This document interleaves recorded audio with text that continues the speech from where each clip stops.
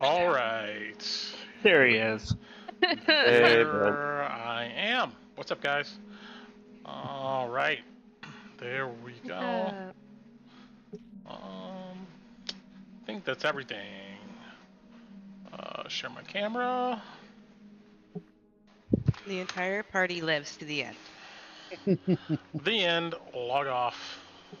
Psych. And they all Great live session, happily everybody. ever after. Yeah! Oh boy, we get to skip to the end of the campaign? No. There's no fight or anything. Just that. Yeah, we recorded 100+ sessions just within the span of a week. Go watch them. There's a lot less death than I thought there'd be. Yeah. It turns out once you get past this part, it's just all daisies and sunshine. Who knew? Yeah, you know. It's A a strange whole book. nother, adventuring party comes and solves all the problems. Y'all guys go into shit. That would actually, unironically, that'd be an interesting campaign. You're the background crew for some other party's adventure. Like, what is that? What's that? Of the Lord of the... Netherdeep. No, like, but what's that, like, the Lord of the Rings game that they had? Like, was it Third Age? Where you're basically just following the Fellowship's path the entire time? Jeez. Well, it's kind of like Oblivion since the remaster's out. I don't know if anybody's Oh, been yeah. playing it too. You are not the main character in Oblivion. Nope. I have not You're gotten to fine. that one yet. That's in It's a side the piece. list. Technically Yeah. speaking, Mark. Yeah, I keep seeing, like, the remastered, the images and everything they've updated with it. It looks really cool. It's I amazing. mean, Yeah. it's also something that's not Skyrim, so that's nice. They did so good on this remaster. I cried when I saw it, and it was like, out today. I was like, no, they're joking. And then I went and got on PlayStation, and I was like, oh. Yeah, Hit the purchase button, called Dove and said, I bought Oblivion. Damn it, I want to wait until Sky Oblivion's out and play that. I don't want to... It was almost surprised how much of a drop it was. It's like, oh, by the way, this is coming out soon. It's like, really?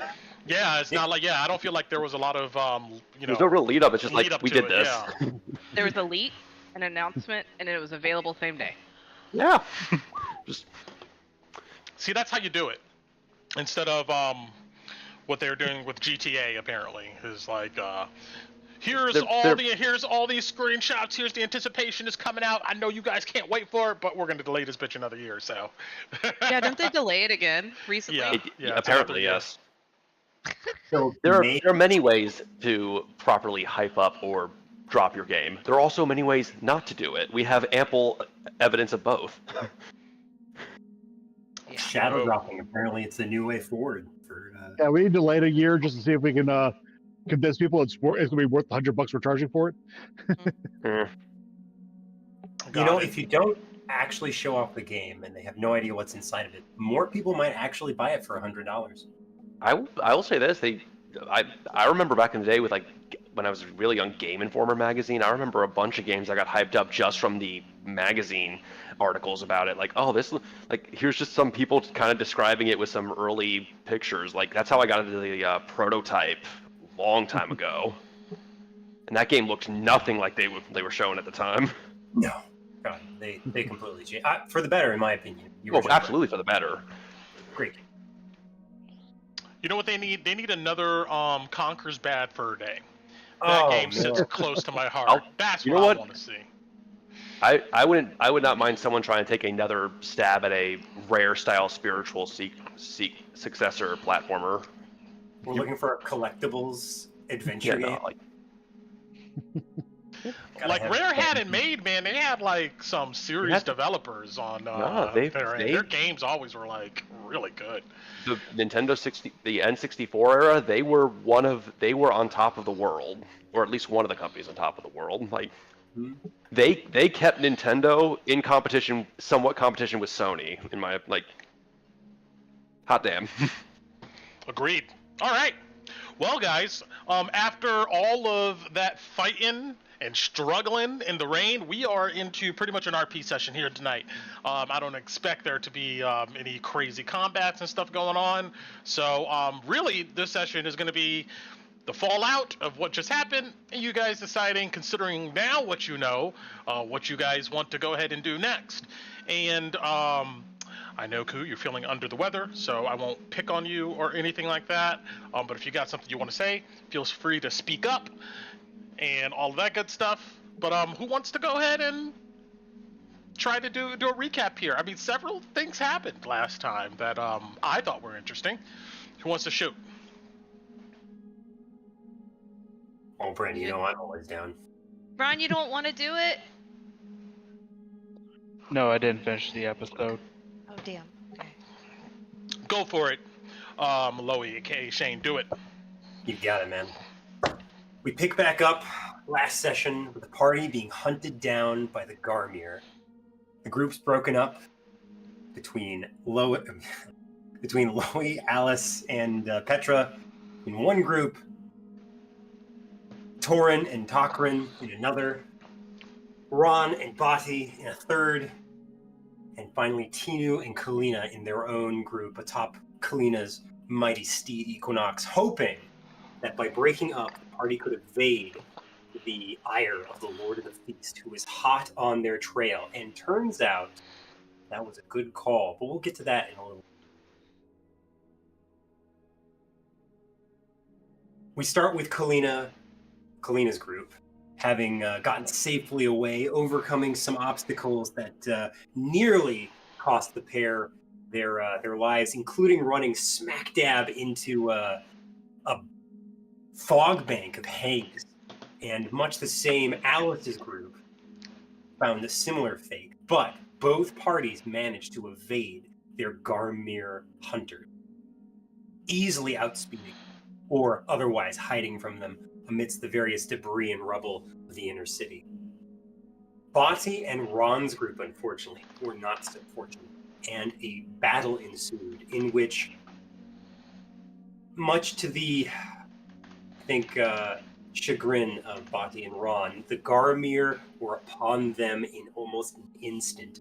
And were it not for Bati's quick thinking of spellcraft, pushing people away, and Raan shape-shifting into a warhorse, the pair likely wouldn't have gotten away.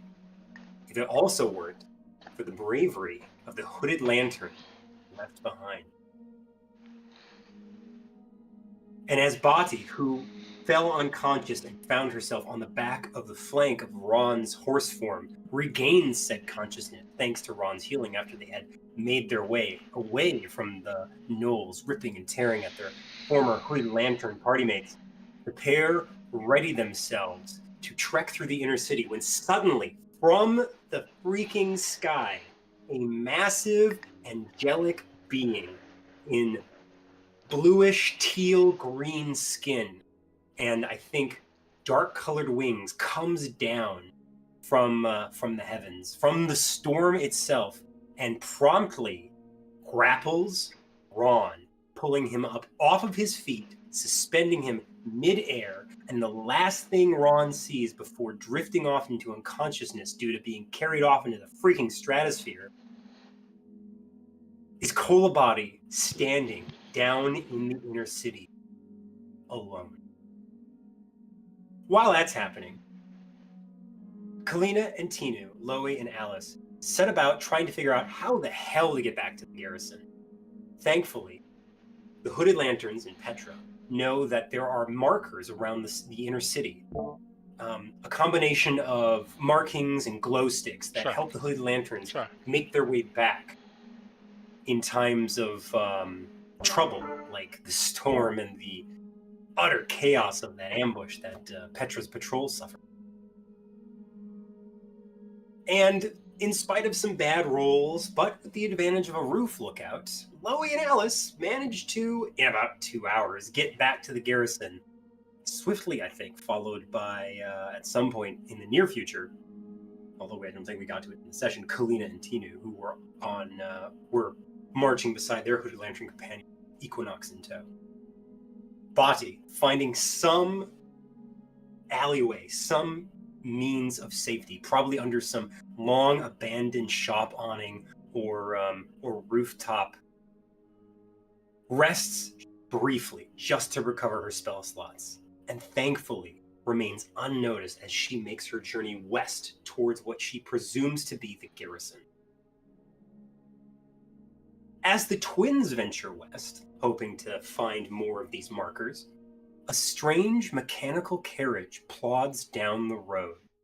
Spider legs occasionally sprouting out and then retracting back into this mechanical cart, who, striding past the duo as Tinu casts a globe of darkness to hide their presence, spouts off, or at least a voice bodilessly calls out from the insides of the carriage that the salvation from the corruption of the haze is nigh, and that they would but enter, they could find a cure.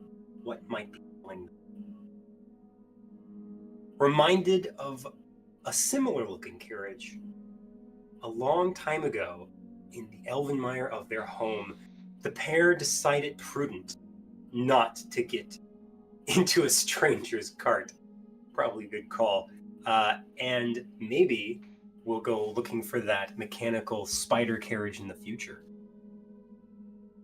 Alice and Loie, meanwhile, talk with Petra as we head west about her past, growing up in the city of Drakkenheim, their adoption with Commander Drexel, her and Ansem being together, alone, abandoned in the city by the people that they had once relied upon, the commander's mysterious age and his legends or mysteries about reviving from near death, or perhaps full death, who knows, as well as Alice's hopes of becoming the next monarch of Drakkenheim, and maybe even Westamar, or at least that's as much as Alice is willing to tell Petra.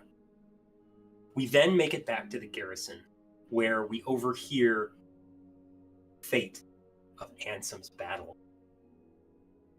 His 3 greenhorns and lieutenant describe how the captain, Ansem, decides to hold back the Lord of the Feast to buy his men time to escape. And the aftermath of this sees Addie and Loie sharing a bottle as Petra, down in the cellar in her father's room, breaks down in his arms upon hearing the death of her brother.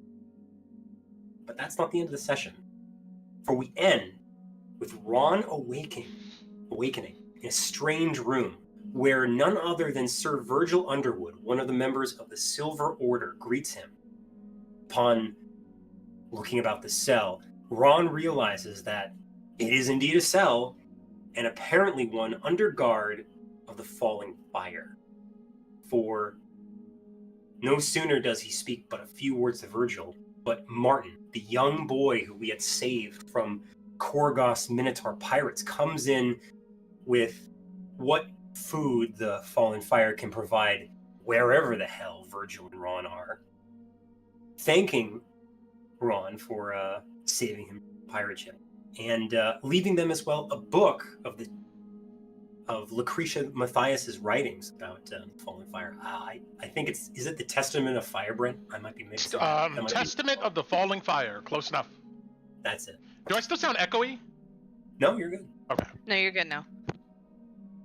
We end the session with Raan and Virgil coming to some sort of tentative alliance in hopes of finding a way to escape. That's where we pick up today on Dungeons of Drakkenheim. Take it away, Brent. Excellent. Awesome. Take some inspiration. Very much appreciated. Okay. So, let's go ahead and do it. Let's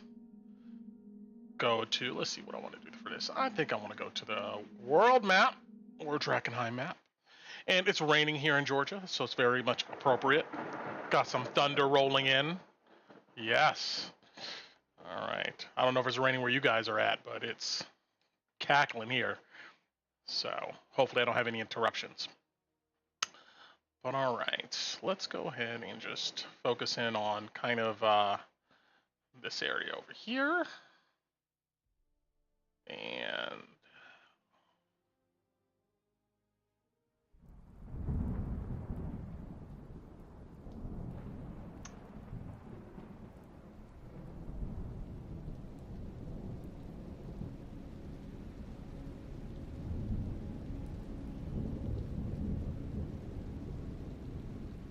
okay.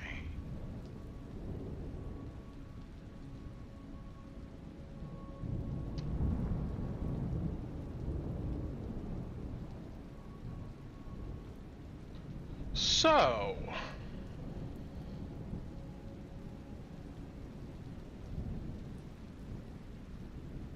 we're gonna start with Torren and Torren here.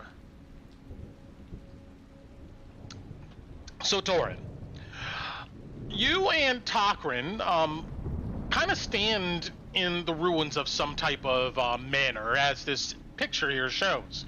You know, mold is like everywhere. There's deranged vines like bursting from the seams of the scummy walls. There's a hole in the ceiling, turned into a waterfall as rainwaters tumble down onto the rotten floors. Now, Torren, he squats and he has his back against the wall and he's kind of ordering his backpack and gear. You, him, and the hooded lanterns that were with you were able to outmaneuver the gnolls on your tail, and you all decided to take a rest before attempting to navigate back to the garrison. The hooded lanterns that were with you and your brother are outside in the rain, and they're scouring the nearby ruins for the hooded lantern symbols that can help you guys navigate back. And they'll probably return in like 15 or 20 minutes or so. Torren asked them to go ahead and begin searching because he wanted to talk to you for a minute, privately. Torren looks up from his bag and he says, actually, let me go ahead and put him up here. Torren.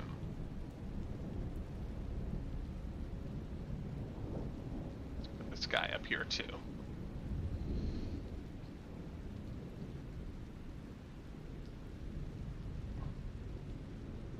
There we go. It's good enough here for our stream. So Torren looks up from his bag and he looks at you, Torren. I mean, both of you are sopping wet, breathing heavy. It's been a lot, we'll say. But Torren says, I'm gonna say I'm impressed, brother. I mean, mage-born sorcery, you know, mixed with some down and dirty fighting. I mean, you more than held your own out there, and thanks for having my back when I was stuck in that hole. Yeah, not the first time you found yourself down a well, couldn't get yourself out. That's why I'm here, right? You always bring up these moments in the least convenient or funny time, but yeah.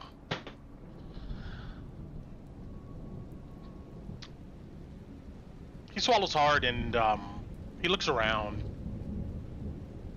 And I should ask you this, Torren. Some of this conversation here may be revealing, and I don't mind doing it around the rest of the party. Because also it's just easier for the stream too. But if you feel like this is something that you want to consider in private, what we're about to talk about, we can go to the break room channel. The stream will still pick it up, but it'll just be us, and they'll have to watch it later. What do you want to do? I know I'm putting you on the spot here. You know what? Heck with it. Let's go somewhere a little more private. Okay. All right. We'll be back. All right. Keeping it juicy.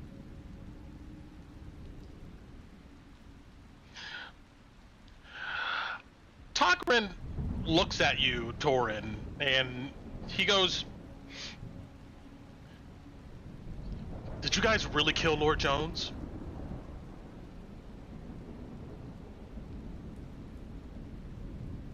He did end up dead, yes. So you killed him. I mean, I'm not passing judgment, you know. We've all had to do our things, you know. Yeah, well, I believe so. He fell into the water and we weren't able to get the body. The pirates took it. So. Damn. He kind of shakes his head. He seems worried. I'm not sure what we're gonna do. We needed him. I mean, Caspia was going to bring in the coin we needed to keep fighting until we found the seals. I mean, he was supposed to be the level-headed guy to keep the commander under control until we dealt with him. But Level-headed? The guy talked to Ansem for all of 2 minutes and then stomped out, saying, "How dare they not respect me?" Believe me, if there's anything left of the commander, it probably would have strangled him himself. Well, I never met the guy, so I'll take your word for it. But look, I don't think any coin is coming anymore. I mean, we're kind of dead in the water. I mean, you think Lord Jones is bad? I mean, this situation right here gives the commander an excuse to do what he really wants, which is to go all in. Like, one last bloody final hurrah to take the city, and be damned if he gets everyone killed. I mean, he's down bad, Torren. I noticed. I mean, when he's really drunk, you can see it in his eyes. I mean, he's done. Ready to throw himself into something he can't win just to get it over with.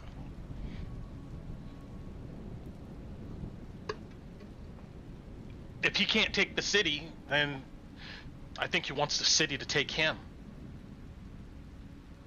And without a commander and no money, I mean, it's all a wash. The Countess has no reason for us.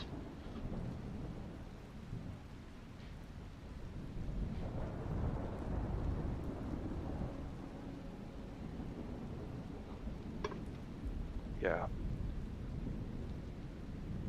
Look, I don't exactly know what you want me to say here. Regardless of whether we killed him or not, the guy went just running to the city himself first, since the second he could get glory. I don't.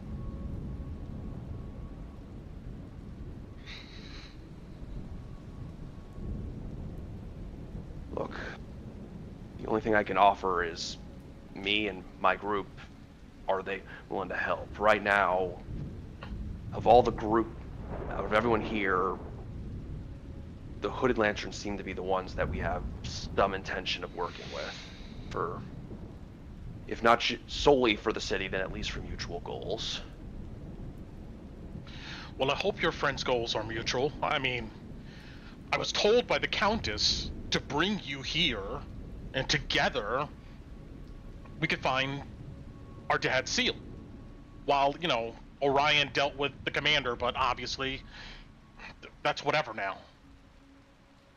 I mean, we were the last people to see Father before he died, at least I think.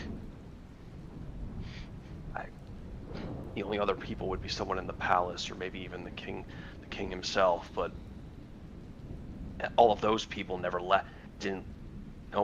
None of them left when the meteor fell. Look, nothing. This changes. Okay, well, I'm not gonna say it changes nothing. It definitely changes a bit. It puts a bit of a timer, but the goal is still the same. Right now, I'm gonna work with my group. We're gonna get into the inner city, and then I'm gonna find my way to where our home is. Maybe starting from there, I can find out where the seal is. We can find out where the seal is. I mean, yes, we. I was just speaking more of. No, I get it. I mean, yeah. I'm glad you're focused on it. I was thinking, when we left that day with Mother, I mean, we had to run around the city and grab a bunch of supplies. Maybe he had a chance to come back. Or maybe somebody from the castle came back. Maybe he left the seal, I don't know, in some place back at home. Just hidden somewhere. At this point, I'm hoping that he just left something.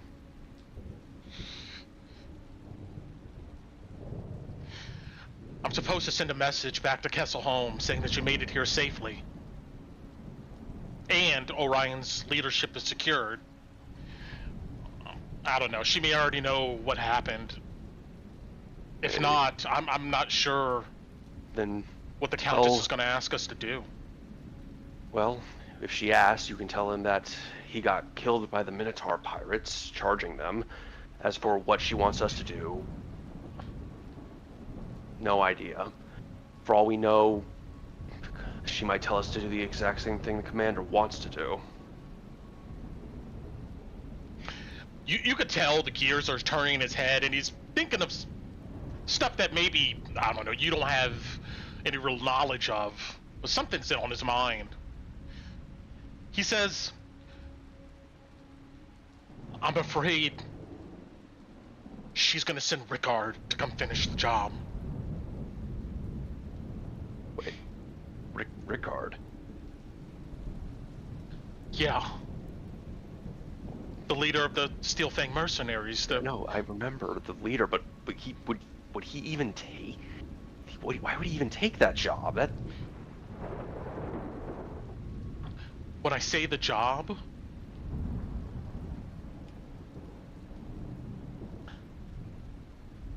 I don't think she trusts the commander, Torren.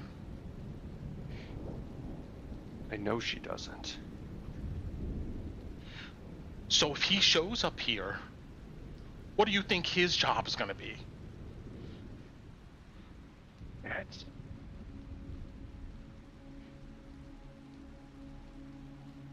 Look, the commander doesn't even know. These are just messages between Kesselholm and me and you. The commander doesn't know that you were brought here to help. Which, by the way, don't bring it up to him.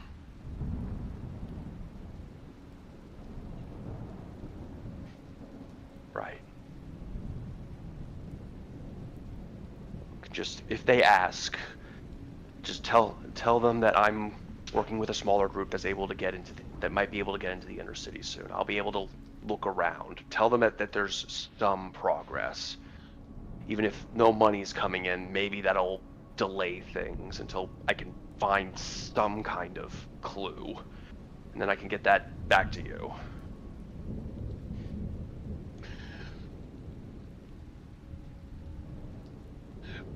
You know where our allegiances lie, right?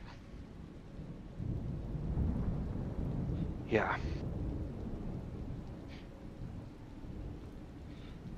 So if it comes down to it,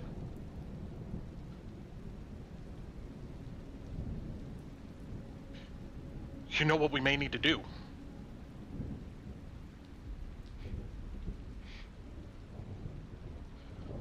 I mean, Rickard, he's a monster. But he's strong.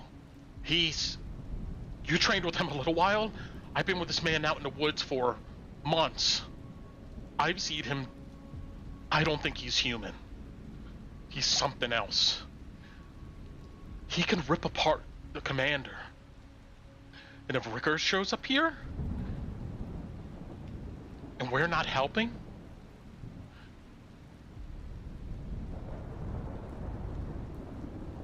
he just looks at you with like a knowing look. I know. But yeah, if he asks, I'm just gonna say the Countess thought that I don't know. You could just say that the Countess thought that we could use more help, because you know the inner city, at least where we lived at, just like I do. The rest of the Green Lanterns, they haven't pierced that far, but when we get home, we'll know where to look, how to get the seal. So I think that's a good excuse as any. I mean, he's not he's gonna do anything to us. He knows he still needs the Countess somewhat. There's still a few coins coming in. But yeah, all this, I wouldn't even tell your friends unless you're absolutely sure they are on board. Because one of them runs and goes tells the commander. I'm keeping that close to the chest. They don't know anything about that. The only thing they know is that I have my reasons to work with the Green Lantern, the Hooded Lanterns, and that mostly because you, my brother, are a part of it. For now, that's how it's gonna stay. You see that his shoulders sag a bit with a bit relief, like this has been on his mind. Well, I guess we should get going. And at this moment, if there's anything else you want to talk with him about, this is the moment. Can I ask you something real quick? Yeah. The mission, not our mission, the Hooded Lantern's mission. The reclaiming of Drakkenheim, the quote-unquote revival of the royal line. What do you actually think about that?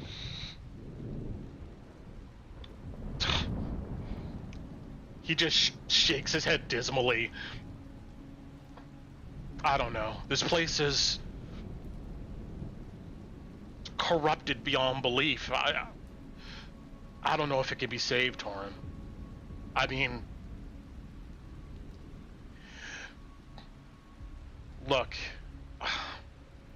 if we get all of the seals, maybe crown a new king, queen, I don't know, maybe something could be done, but this place, it's a graveyard. It's worse than a graveyard. I don't see how we ever clean any of this up. The Countess, she would like to see the capital move back to Castle Home, rebuild a new throne. Maybe it'll work then. One with measurements I'm sure she has seen in the mirror profusely. Yeah. Mother, she's not doing too good. About that. I don't know. How bad is it? Well, it's been a year and some change since I've been back, but when I left, she was barely talking. White as a ghost. Thin. Something like draining the life out of her almost. She only was respondent to the Countess. I couldn't even get her out of bed.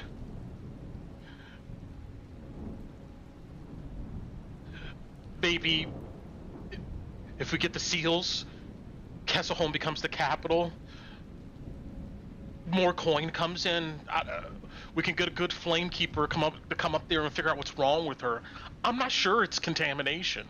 It could be, but I'm afraid we're gonna get home, she's gonna be dead. She made me promise, though, we wouldn't give up. Right? And we're not. Listen, the people I'm with, I'm learning more things, getting more things. If it is contamination, I might be able to find something that might be able to help. I can't guarantee anything. And whatever I send would have to be by parcel. It'll take a while, but gets home into our people, maybe he can do something. You could tell he wants to believe you. He just nods. Yeah. Listen, there's only one thing I can promise, and that's that we're not giving up, okay? You and me, regardless of what happens, we're not giving up. He gives a smile when you say that. He puts a hand on your shoulder. Yeah, you and me. To the end. Whatever may come. At this As much as moment, I love these brotherly moments, we do need to get back. I don't want to get surrounded by Garmir again. perfect timing, because at this moment you hear a shrill whistle from one of the hooded lanterns. And if you go out the building, you can see they have a glow stick up. And the glow stick is illuminating not too far away what looks to be a street signpost. And it looks like there's the insignia of the hooded lanterns illuminated on it. The hooded lantern guy screams, "Easy work! We got lucky!" And Hope the others did too. I hope so. Let's go. Alright. Alright, let's head back to the channel. Alright. Yeah. Oh. Alright. So, with that being done, we move on to Raan. Hang on. Oh, okay. Alright, let me look. I think something's wrong with Nala. Uh-oh.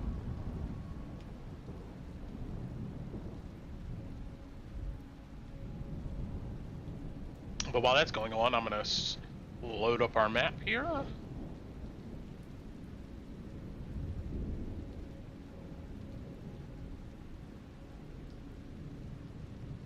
She's good. Sorry. Good. It's storming, and she's a big old baby. Aw. Okay.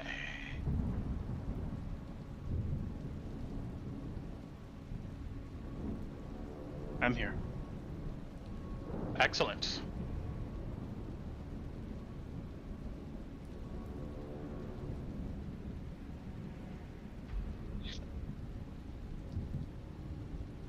All right.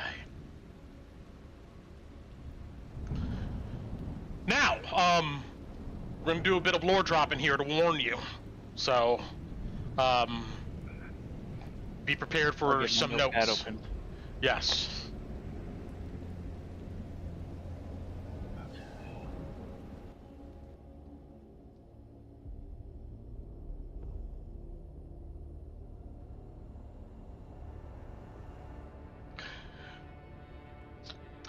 Raan, you sit in the glow of these stacked delirium crystals that are in alcoves of these stone shelves. If you look at them, they are definitely eerie. These jagged lumps of crystal are kind of translucent, but glow with a swirling golden and octarine colored light. There's dozens of these things in these alcoves. And inside each one, you know to be the soul of some individual has given their life to the falling fire. These crystals are luminous enough for you to see Sir Virgil across the room and read the testament of the falling fire that you hold. Let's bring up that.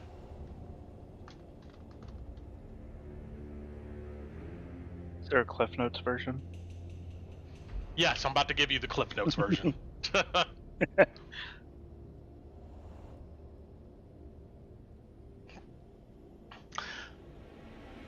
This copy of the Testament of the Falling Fire is in simple leather binding.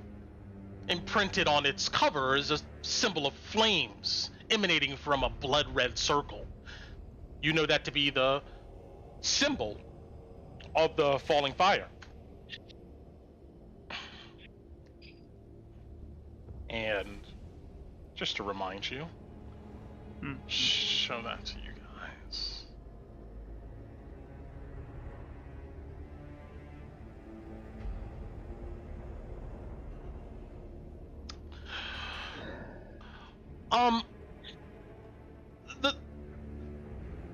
The pages look to be repurposed papyrus, maybe taken from other tomes and washed of its ink, and then a typewriter or press was used to type the words of Lucretia Mathias. You can still see some faded ink smears on this pages. The book is dense, not as dense as the Song of Fire, the holy book of the sacred flame, but it's evident that Lucretia Mathias has had a lot to say. As the hours drone by at an agonizing pace, you read this book. And you glean the following information. And this goes to anybody else in the party who is spent actual time reading this, not just flipping through the pages, but looking at it. And I'll leave that up to you guys to judge. So this book, let's see here. Let's do this right here. Whoa. No, we're not doing any chanting right now. The book suddenly breaks out into... Yeah, no. Alright, there we go. I'm gonna keep with this one. Alright. So, this is a lore drop. So be warned. We'll be kind of, unfortunately, talking here for a minute. But this information is useful. This book seems to be a collection of essays organized by the time in which Lucretia penned the ideas within it. The essays are grouped into 3 chapters. Chapter 1 is titled Visions of Fire. Chapter 2 is titled Betrayal of the Sacred Flame. And chapter 3 is called Apotheosis.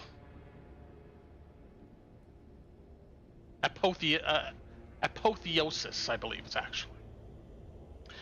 In chapter 1, it kind of goes through the following. That the essays here look to be more, yes, that's the correct spelling. The essays within the chapter are more stream of conscious in its penmanship. They are written like someone who has awoken from a dream and is hurriedly trying to write the details before they vanish from memory. The thoughts, feelings, and descriptions of these dreams or visions are written in vivid detail. All of the visions revolve around Lucretia Mathias standing in the industrious city of Drakkenheim near a clock tower where she observes the time and date. At some point, a ball of octarine fire lights up the sky and plummets into the heart of the city. In horrific detail, she describes how the impact disintegrates anyone and everything within the impact radius. Then a shockwave of octarine magical energy swiftly follows afterwards, washing over the city. Those that survive the initial impact are hit with this magical wave and wither in necrotic ashes. Then another wave of octarine gas follows in the wake of this wave of energy, and anyone caught in this haze is nearly instantly becomes sickened and transformed into monsters. Chaos consumes the city. There seems to be several versions of this dream. Not all of them seem to be in Drakkenheim. Some seem to be in cities whose descriptions don't match any place you've been. What's consistent is the clock tower, the impact, and fallout. All of this, Lucretia claims to have penned years before the meteor ever hit Drakkenheim. The rest of the essays in this chapter seem to track Lucretia's efforts to research and decode her visions. There are a lot of detours into her worries that these dreams, what am I trying to say here? Yeah, there's lots of detours of into her worries that these dreams are the divine light trying to communicate the future to her. As she gathers more research, her tone changes from worried to dreadful revelation.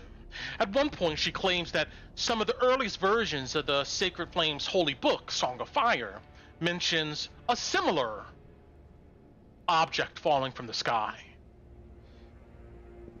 Here, Lucretia claims the original writer of Song of Fire, the holy book, knew that this object was going to fall from the sky. But these original writings was left out of the Song of Fire for at least a half a millennia. Apparently, the original writer of Song of Fire is only known as the Mystic Thurge. This person seems to be an adventurer who was a close friend or close follower of Saint Tarna. And the Mystic Thurge traveled with Saint Tarna while she recruited followers around the realm for the coming Holy War and recorded her speeches. There's also some personal conversations between this Mystic Thurge and Saint Tarna, few of which are in current editions of the Song of Fire. Lucretia, as one of the highest ranking clerics of the Sacred Flame, seemed to have access to these early writings of Mystic Thurge.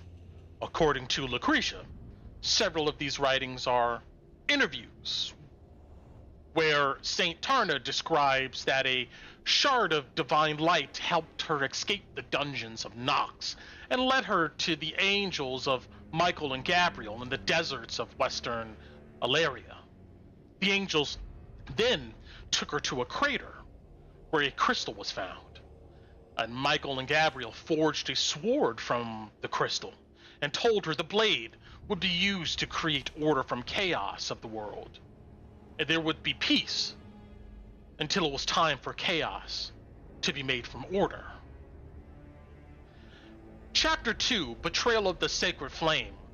These essays track Lucretia's efforts to collect as much lore from the grand archives of Ilaria that were secreted away from the people. And then, these essays are in a format of being presented to the Inner Flame, which are clerics of the highest order in the church. The writing in this chapter is more methodical. Lucretia's talent for research and building theses and arguments really shine here. The writing is really dense, though, with references to other texts from long-gone saints. You get a sense that this was written for the clergy, not the average person. But you get a sense someone with an academic background could unpack a lot in these essays. You gather from this chapter that there was a flamekeeper named Saint Aura, roughly 600 or 700 years ago, that was keenly interested in the tracking celestial bodies.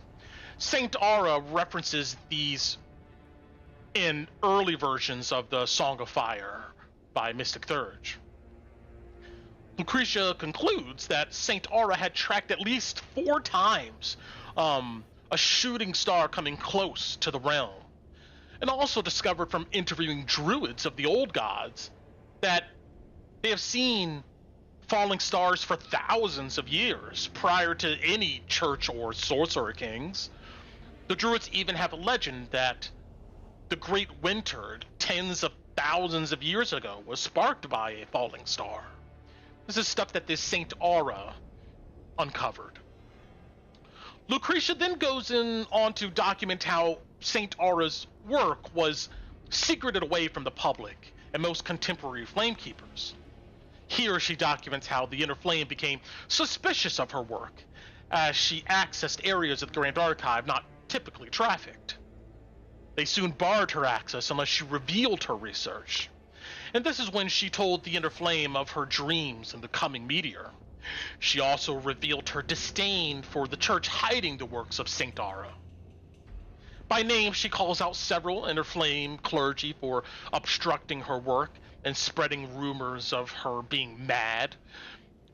She claims she had a good relationship with the former Divine Matriarch, Courage the Ninth, and told the Divine Matriarch her concerns. Courage the Ninth encouraged Lucretia to formalize her work is sent it to the Interflame to be studied and evaluated. Lucretia decided to not just send her work to the Interflame, but copies to each High Flame Keeper across the realm. This first body of work claimed St. Tarna's comet will return and lay waste to the realm. She even noted the date and time. This caused upheaval throughout the church, apparently. You can tell in her writings, Raan, that there seems to be some satisfaction in this chaos. The Interflame claimed her hubris was at play, and she was undermining the church in an effort to bring attention and power to herself. They began calling for her dismission.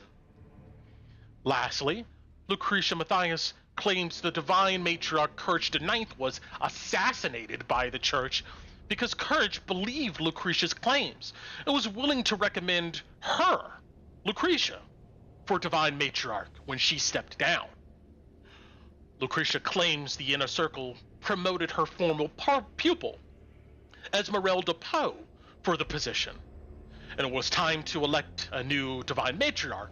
The Inner Circle elected Poe as divine matriarch Mercy V, sidelining her, even though she had the backing of many clergy throughout the realm. Clergy who wanted to see Lucretia prove her claims. After the election, Lucretia claims she was ostracized. She claims the Inner Flame began to work on convincing Mercy V to dismiss her. Lucretia claims to have retired from the church at this time. Chapter 3, Apotheosis. These essays track Lucretia's efforts to collect as much lore from the Grand Archives. Oh, I'm sorry, I backed up. This last chapter is a collection of essays from the meteor, from after the meteor hitting Drakkenheim. The writing style here is urgent and focused. The language is a lot plainer, and you get a sense this was made for a broad audience. Several are letters she's wrote to the clergy, accusing them of, quote-unquote, hiding the truth, and shaming them for not preparing the world for the coming end. She called on the clergy to demand the Interflame and Mercy V to be excommunicated and dismissed. Other essays seem to be Lucretia Mathias' attempts to use her own divine power to understand the event, understand delirium, understand the future. Eventually, she decides the answers are at the crater. By this point, several clergy have resigned from the church, and they've flocked to her for guidance, feeling that the church was corrupted. Lucretia and these early followers pilgrimed to Drakkenheim. There's a gap of a few years here, but the last essays declares the Church of the Sacred Flame defunct in the face of the coming apocalypse. She declares that the ultimate challenge of the church should have been to prepare the realm for the end of the world, but instead they reveled in their power and decadence for over 1,000 years, and used the miracle event to hide the coming end. The divine light, and this is a quote from her, the divine light has fallen from the perch of godhood and is nothing more than a pagan spirit stuck in a nostalgic loop while existence careens towards darkness. And just like the old gods, the divine light will perish in its delusions of grandeur. The focus of all men, women, and children should be getting to know the ascent of the consuming fire before it's too late. The last few essays are dedicated to reimagining the tenets of the Sacred Flame. Most importantly, she claims the tenets of the Sacred Flame, compassion, truth, justice, and hope, is achieved through sacrifice and surrender rather than deeds. Sacrifice and surrender to, quote, what exactly is more ambiguous? Well, actually, let me say it this way. Sacrifice and surrender to something more ambiguous.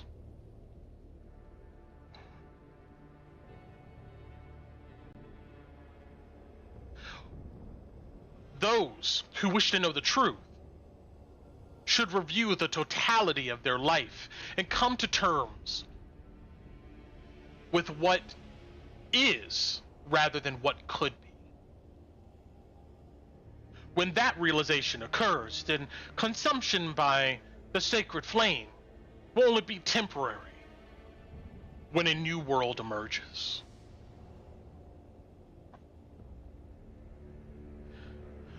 You hear some groans from across the room.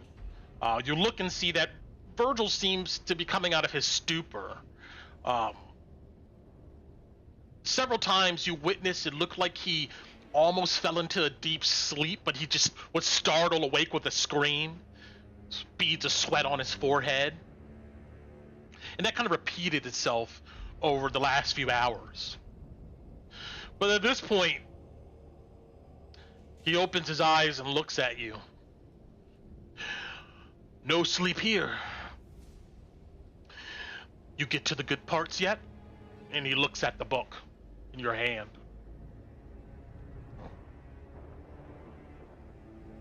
Oh, have you read it? Some of it. There's not much to do down here. That is something we can agree on. He coughs a bit. I mean, he looks sick, like he's running a fever. I'm getting too sick again. They're gonna come drag me away eventually and purge it and do whatever else to keep me sane enough to interrogate. You know what they asked me Interrogate? about? Yeah, interrogate. I'm interested. What do they ask you about? The scepter, of course. What about it? Where is it?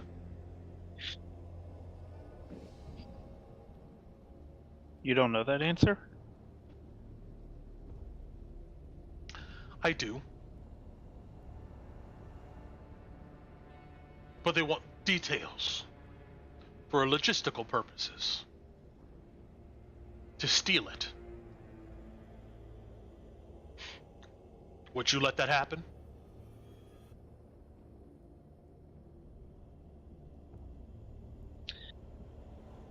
It's not mine to say. I don't protect it. He kind of laughs.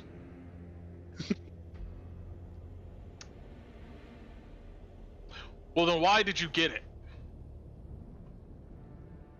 Since you don't care. So, I know you have a purpose with the faith you follow. You know, my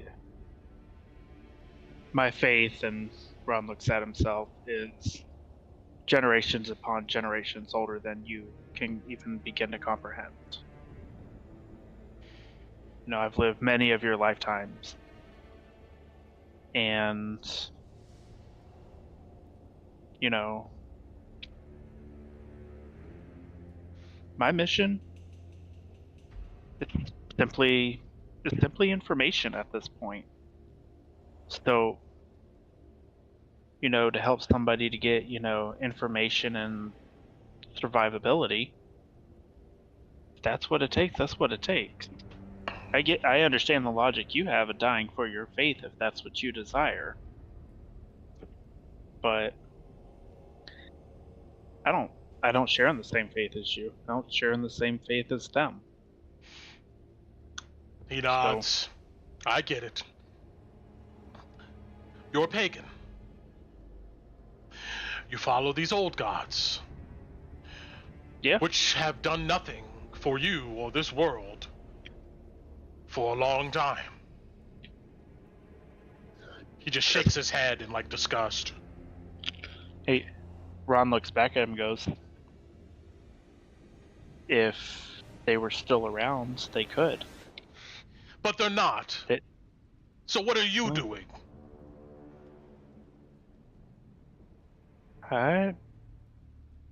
the end goal, I guess, would be is for me to restore them to, their previous power, so to speak. But he laughs. You are going to restore the pagan gods to the lands. You sound very similar to these cultists.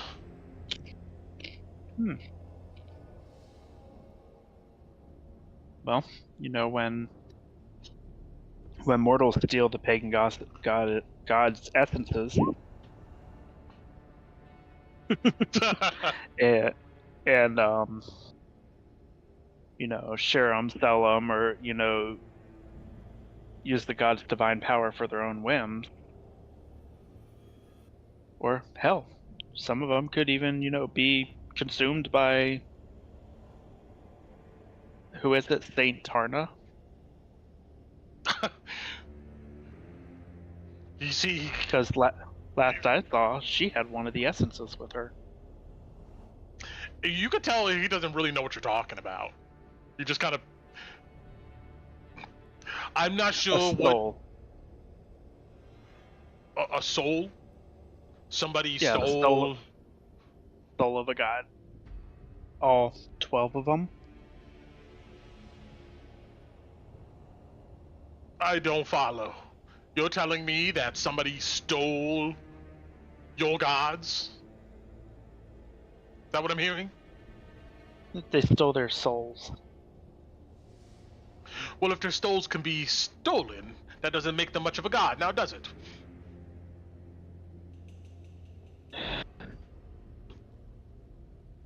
Again, after 1,000 years, it would be a lot for me to explain to, in however long we have to essentially immortal.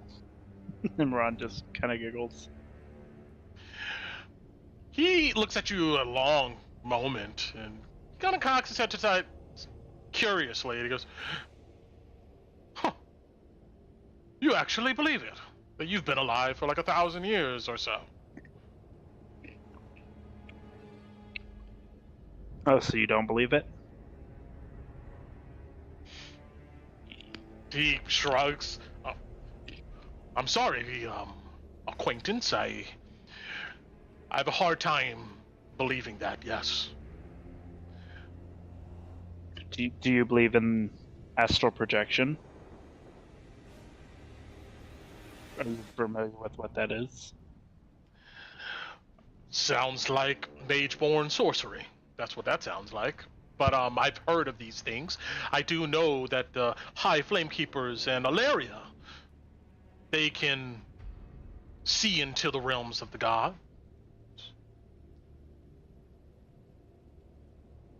Well, imagine being able to do that for thousands of years, for 1,000 years without your body decaying or dying or passing away. You yourself, by yourself. Oh, I never said by myself. But you asked what my mission is. The person who's taught me how to do this, has been taken over by some entity, and the chance of saving him from it is, I would say, none. But if there's a possibility of defeating it, to keep others from being taken and turned into mindless zombies, then I'm gonna do what I can. And if I die, then what's the phrase? I've lived a long life. Well, I can tell you this much. All your hope and aspirations are going nowhere long as we're down here. You're going to go ahead and try to chat with these teenagers.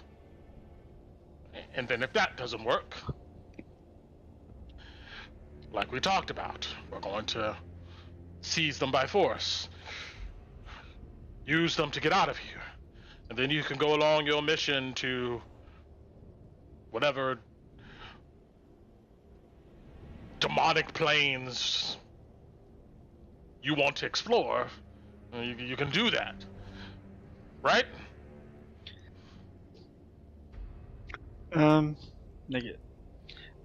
May not agree with your analogy of demonic, but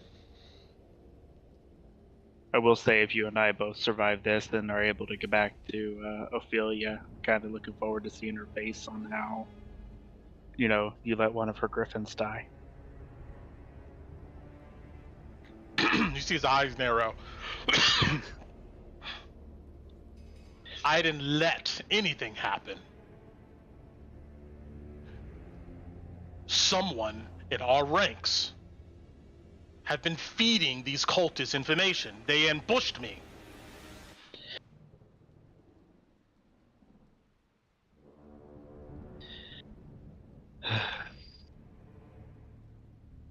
But I get it. I hurt your feelings, and you want to hurt mine. Oh, there's not much you could actually say hurt my feelings, but again, as long as you hold true to not killing, these kids, I will do what I can. I'm not talking about just killing these teenagers. I'm just saying we use them. But if they perish on the way out of here, then, I mean, so be it, right?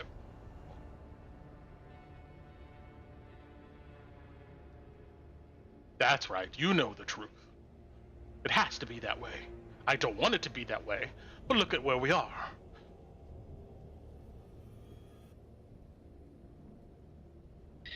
Yeah, don't get me wrong. I'm not a fan of being kidnapped or lizard-napped,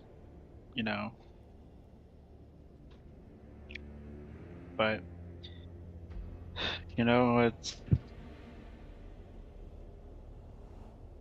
it's funny how they have interrogated you, but I'm still kind of waiting for the reason I was the one that got swooped up.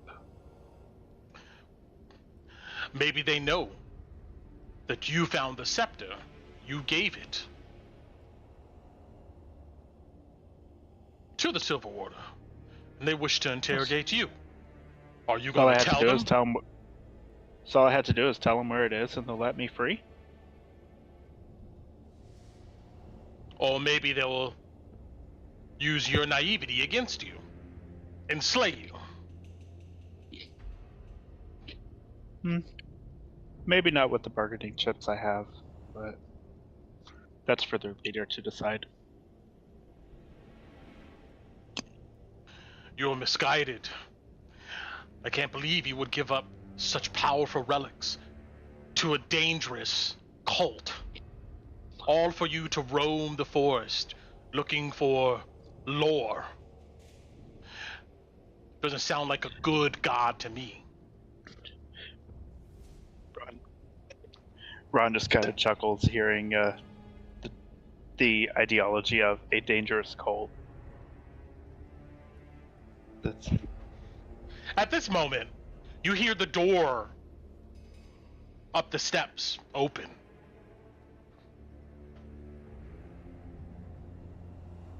I'm not going to put her on the map here because we're going to change quite quickly, but you do see that, here we go.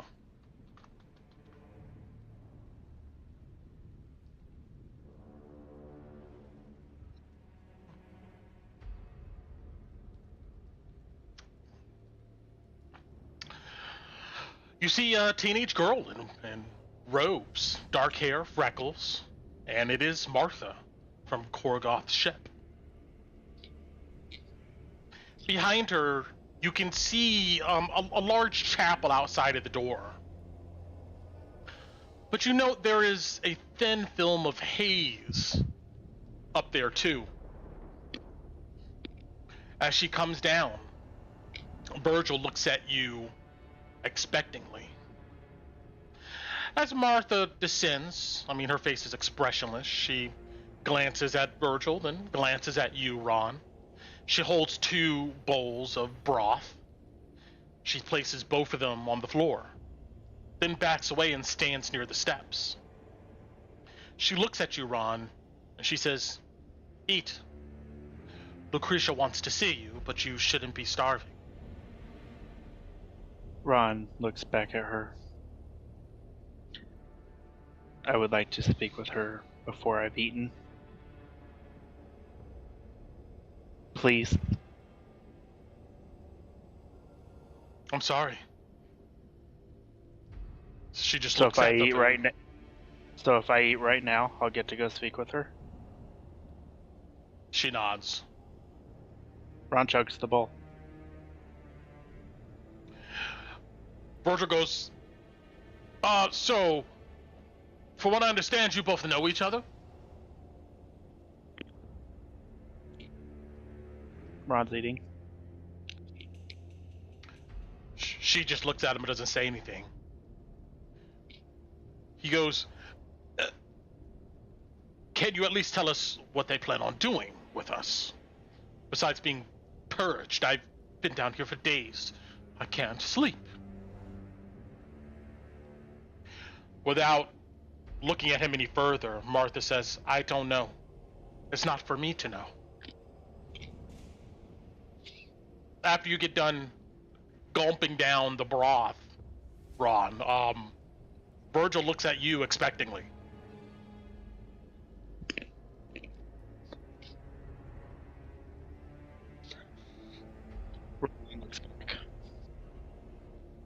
What do you say? No, Ron looks back at Martha. I completed her request. Shall I follow? Virgil gets to his feet. He's staggering a bit. He goes, you lie. The old lady taught you well, young girl. Know nothing. Just do what you're told. Just stick it in your chest and live or die. Who knows? Can we go sooner if I eat his food too? You see he stumbles over and he grabs his bowl.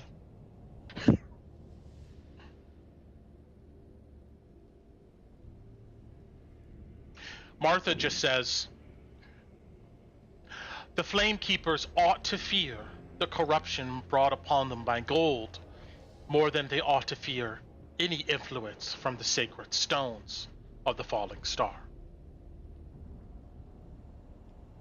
He just narrows his eyes and just... You see Martha looks at you, Raan.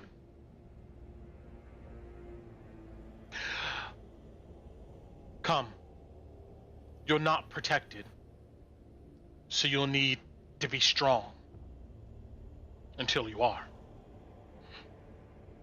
And then she gestures for you to go in front of her up the steps. Ron will, as he's starting to hold his breath before he walks up, he's gonna look at Sir Virgil, cock his head, and keep walking. You see he looks annoyed and desperate.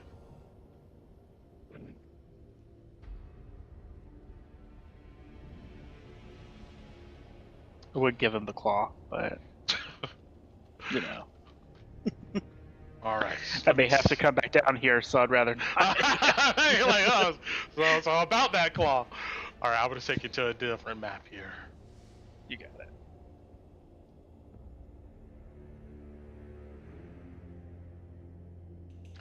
And this is another massive map, so here we go.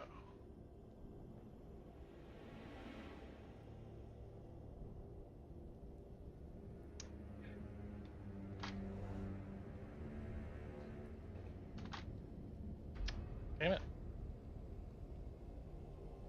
Wow. Characters, let's put you here. There we go.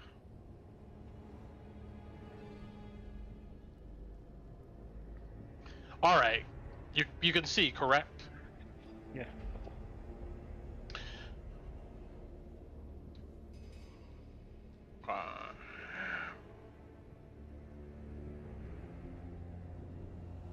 The rest of you should be able to see also. Yes.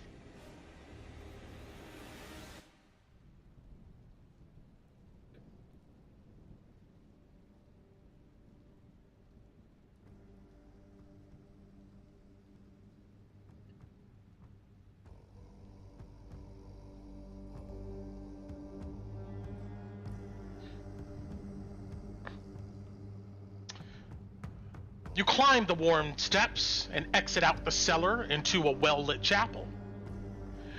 You immediately see a large brass brazier at the heart of this chapel. You see a massive fire burning. And you can smell the haze in the air here. I mean, Ron's still holding his breath, but I'm with you. I got you. I need you to Okay. roll me a Constitution save. Regular, not at advantage. Okay.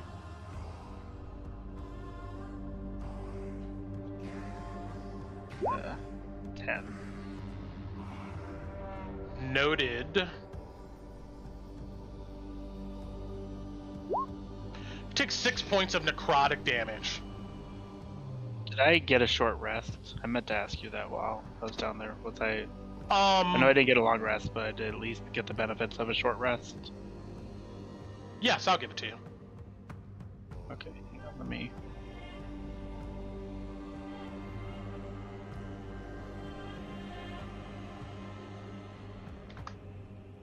Since I might die, I might as well just use them all.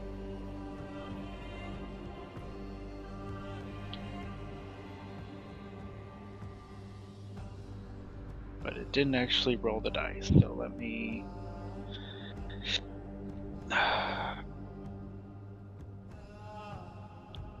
Was it You're fine. D8s for Druid? Yes. Okay.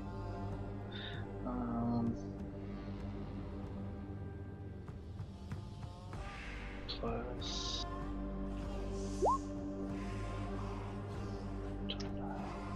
No 29 problem. plus 15, got it. Okay.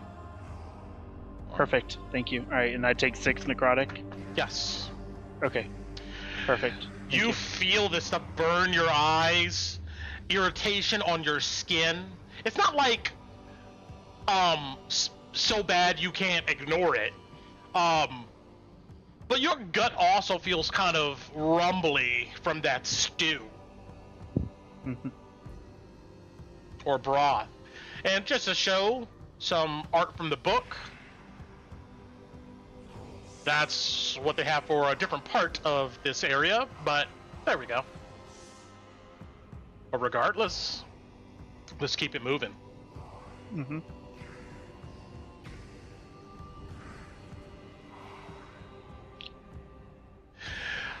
The light dances across the worn pews and stained glassed windows. To the north are large ornate oak doors. A few feet in front of them are a couple men that flank it. One a half-elf, another a human. They're dressed in simple gray robes. But in front of the brass brazier, facing these men, you can see the back of her as she sits on an ornate rug. It is Lucretia Mathias. Martha leads you to the front of where Lucretia sits. Over here? Yep. Cool. Her back is to the brazier, and it makes it look like she's engulfed in flames. A halo of light glimmers at her edges. She is a willowy and wizened woman with piercing eyes and pursed lips. She looks ancient for a human. She could be 90 for all you know. She keeps her hair that's graying in a coiled bun beneath a linen shawl. She wears simple gray robes and clutches a heavy leather-bound tome. A glowing golden crystal dangles from a silver chain around her neck. Her garb lightly conceals something on her chest that seems to be glowing.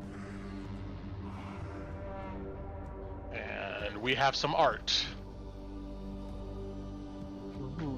for Lucretia. From the book.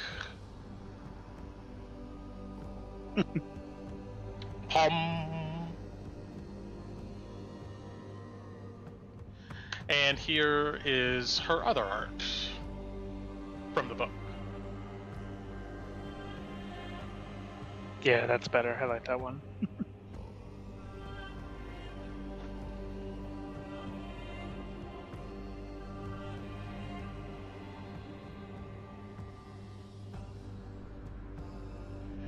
She slowly looks up at you and Martha, Raan.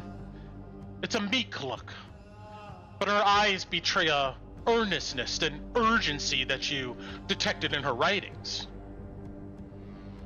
She smiles kindly at Martha and gives her a nod. Martha bows and dismisses herself out of the doors to the north. Beyond those doors, you can hear chanting and prayers and a bunch of other activity. When she's gone, Lucretia looks at you. Raan gives her a respectful nod. She gives you a smile. You can sit if you would like. I know the haze can make one not acclimated feel sick.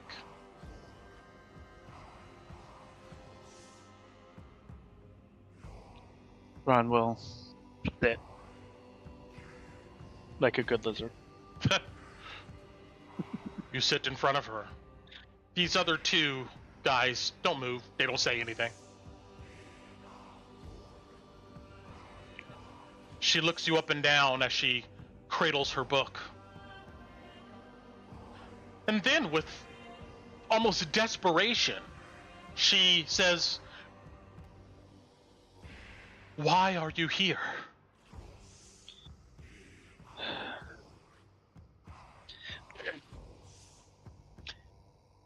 Raan will look at her and with his exhale. Is it... Hang on. Sorry, I'm trying to think of it. Is it safe for me to speak without, dying or worse? You can speak, Looking around at the haze. but you're not protected. Over enough time, it will consume you. But I'll make sure that doesn't happen now. Well, we can talk about that. What was her original question again? Sorry. Why are you here? My party and I were fighting some gnolls northwest Drakkenheim, and some creature that looked to be of the Deva variety came down and swooped me up. When I fell unconscious during the lizard napping, and when I woke up, I was in your dungeon with the knight, or somebody of not enough importance to me to really remember his name. We're all important, in one way or another. But, she looks down. We all saw an awesome sight last night. An angel as you've just spoke of, descended from the heavens outside our walls. By the time the followers got to the area, it was gone. And only you were there. An omen for sure.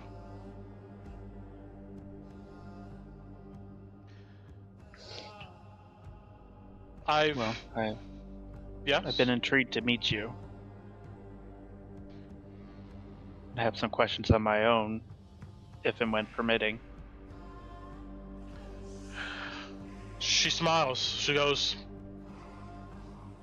many are looking for the truth. I give them just what I've seen. What's your questions? Well, you answered the first one of how I ended up here. I guess I wish there was more information to be gleaned from this, but... Well, if I may interrupt, I have prayed many times for the flame to reveal the path forward to us. As you know, harm lurks everywhere for our people. Thugs, Arcanist soldiers, paladins, all misguided and lost in the chaos. Lash out like one drowning in stormy waters. And we try to pull them from the depths, but in their fear, they attack us, not knowing salvation is close. As they try to pull us into the storm from shelter, I've hoped the way would be shown to us. And now that you're here, brought to us by an angel, there may be hope. But if you're not our hope, there may be our guidepost to it.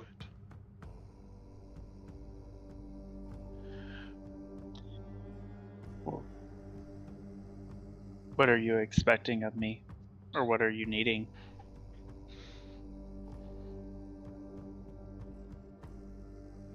I'm here to answer your questions as best as I can, I assume. Well, how can I do it? Just go ahead. I can say this. I'm expecting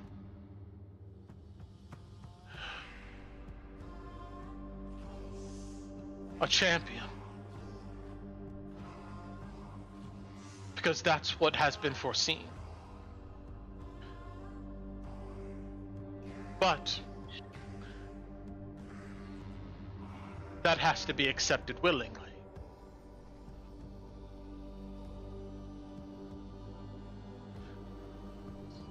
Does this champion report to you or report to Nathaniel?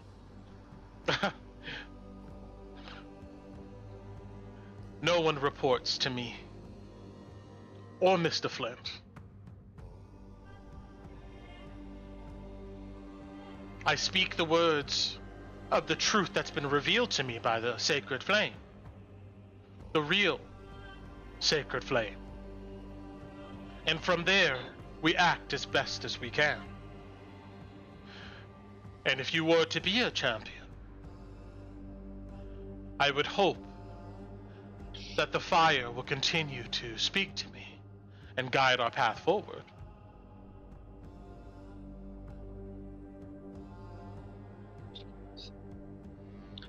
Well, I can't say if my qualities of champion are there, but what I can tell you is, aside from my age, which apparently is not believable by some. How old are you? Just over 1,000. Time starts getting lost after, millennia. Do you see she's listening to you carefully and nods? That is extraordinary.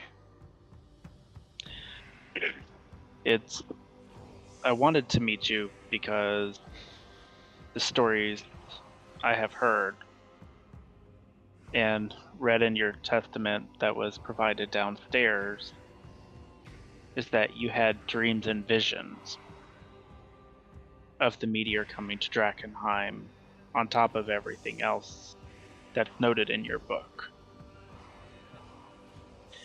And the one thing from the clan I came from is we had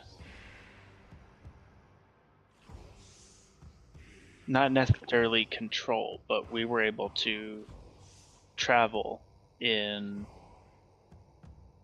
a realm called the Fansuk, the dream world. And I had seen something similar there as well. So hearing your story kind of intrigued me more on the I'm not the only one, but I was so far out of Drakkenheim at the time it happened. No, you're not the only one. Well, aside from, hang on, let me pull that note. Aside from Saint Ara, who had predicted it as well, based on the notes you took.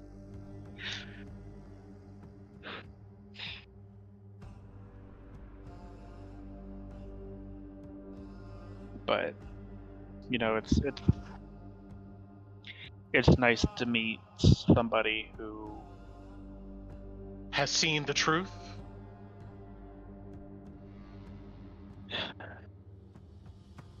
But Raan kind of gives a gentle sigh to that. I don't know what the truth is. There's a lot to be said on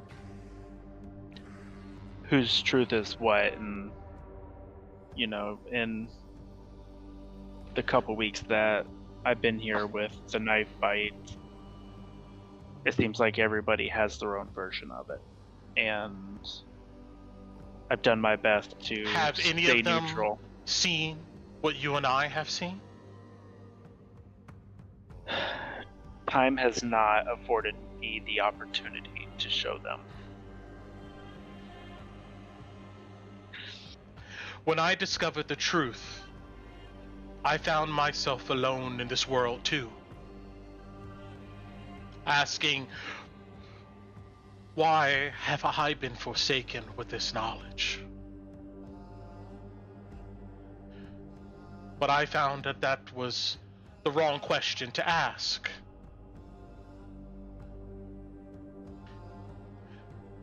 I'm truly sorry that your people are gone, and the old gods with them. The fact that the church ran them from this world. But you can be assured that they, the church, will be subjected to the same annihilation and the same truth, that nothing is permanent, not even the gods. All are subjected to the force of the falling fire. When you embrace what you've seen and trust your own eyes and your feelings, you'll be closer to understanding. Don't deny your dreams or your visions. Embrace them. And what it sounds like, that's what you're doing. That's why you came to this place. And that's why you were brought to me. Currently my dreams are trying to take over my mind and body, so unfortunately I'm unable to lean into that. Every know. night's a struggle and every night's a fight. I know, Raan. I know. So It's in our beings, in these mortal shells, for us to fight back, to resist it. It's counterintuitive. But you must let go. You must accept now and the future. The past. It's gone.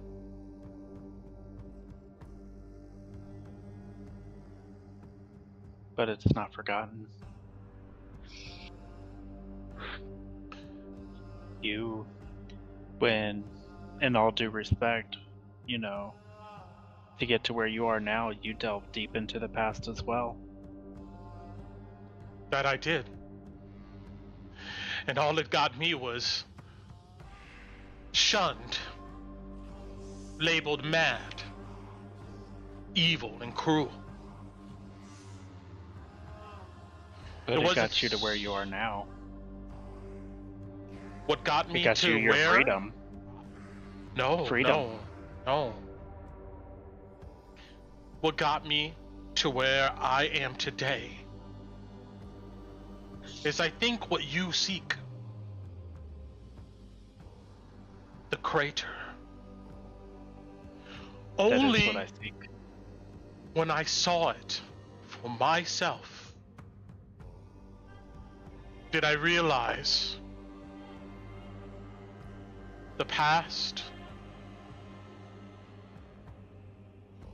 the church, it all means nothing. What's coming is everything. And if you seek the crater, I can show you the way.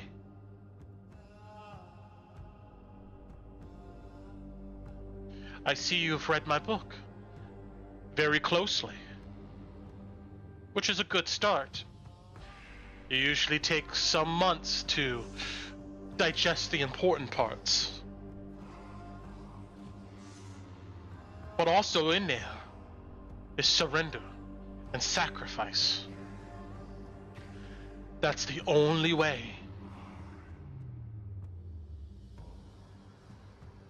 Only way to the creator. Our mortal shells alone are too weak. As you know, we resist. We deny the truth of what's coming. We don't want to believe it. We want to protect these bodies.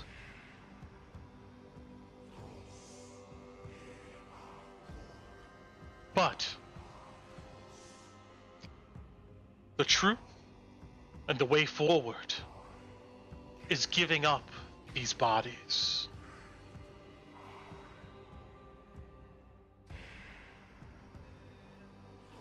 I'm sorry I've interrupted you. I just felt passion that I needed to share that you're not alone, Raan. No, and no apologies needed. I understood just in the stories that have been told of you that you have experienced a lot in life, as have I, to which I completely understand your ideals and perception. But I don't...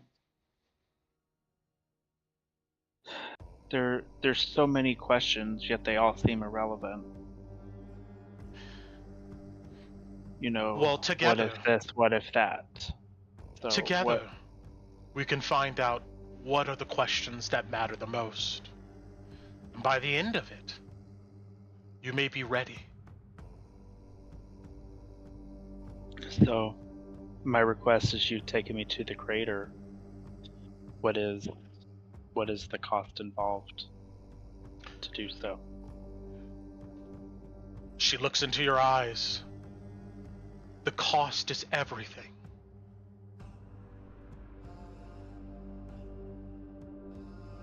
Complete surrender.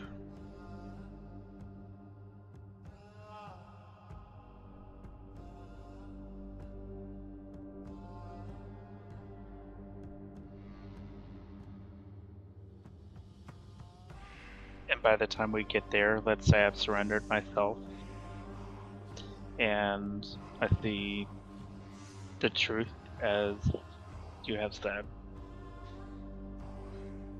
Then maybe your Then- true calling will arise. Maybe you Can I are the insight check champion. her? Sure. Trying to see if like there's either something she's not telling me, or I know she believes in what she says, but yeah, I'm trying to glean if maybe she's holding something back, or there's an agenda that's not Sure. being spoken. 1 second here. And I'm sorry, guys. I'm coming up to you. I'm trying to keep it quick. I've been waiting for this though.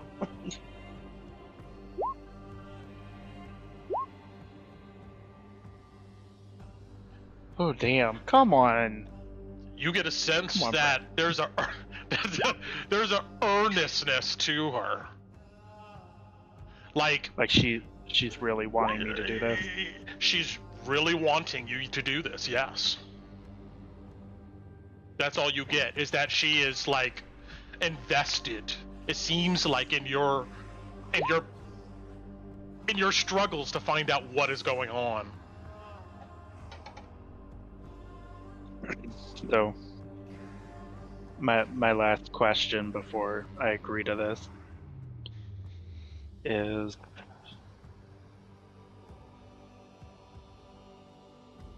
once everything is done at the crater and I survive and I've surrendered, am I free to rejoin my party, and if everything I have seen is and understand from you is true, then additionally try to lead them upon the same path? She gives a solemn nod. I'm not sure after what you see, you would want to go back. And if you do, to your friends,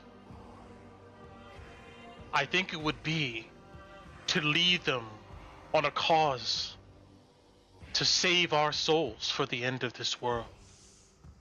And who am I to deny that?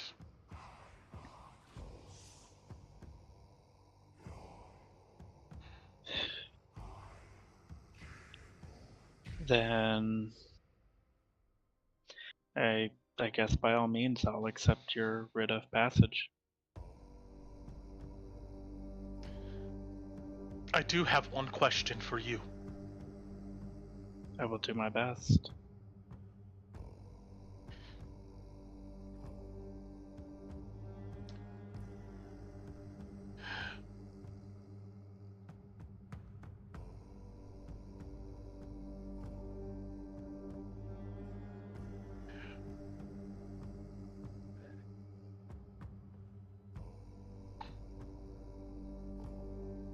The scepter.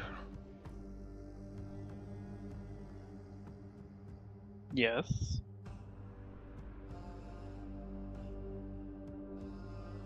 A Vitravio.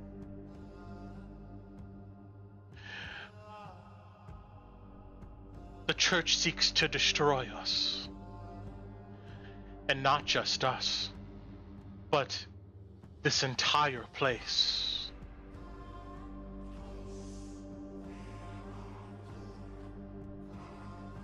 But with the relics of Saint Vitrovia in the hands of a right champion, one who's willing to sacrifice all, our souls may be saved.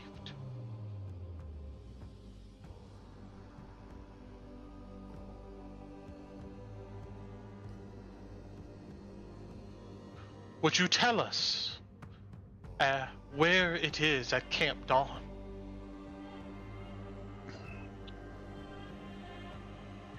If not, I understand. Although I don't know specifically where it is, we did provide it to Ophelia and her superior. Theodore Marshall. Yes, thank you. He looks back at her. After 1,000 years, names come and go. And they took it off, but there is a heavily fortified armory at Camp Dawn. And my general consensus would be that they moved it there once providing us with one of our party members a piece of armor to help with their adventure in Drakkenheim. However, if it's not there, and he thinks for a minute, there could be a way to glean the information from one of their knights who is currently protecting our residency outside of Emberwood. But that's only on the chance that he would know. You see she looks up at one of these guys behind you, and without saying a word, you see this guy leaves. He just leaves out the door. And then you see she looks back at you. Thank you, Raan.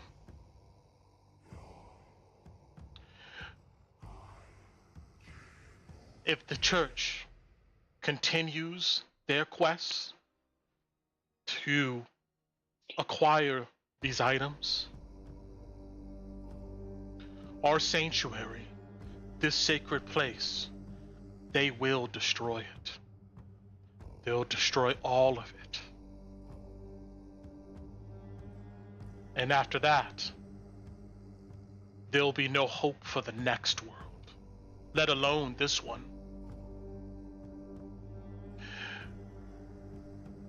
After we're done,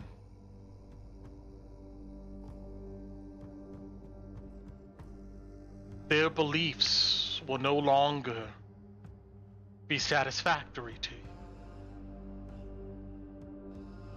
You will be of the falling fire.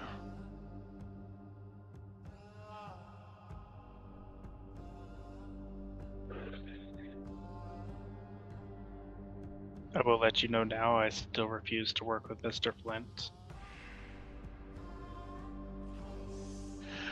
I'm sure Flint will be more than willing to work with you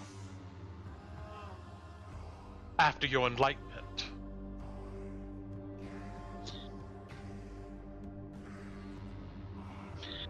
Well, I can't make any guarantees to that, but we'll... I understand. To be discussed later. We have a lot to discuss. You have a lot you need to surrender. And when you've given everything, you'll be ready.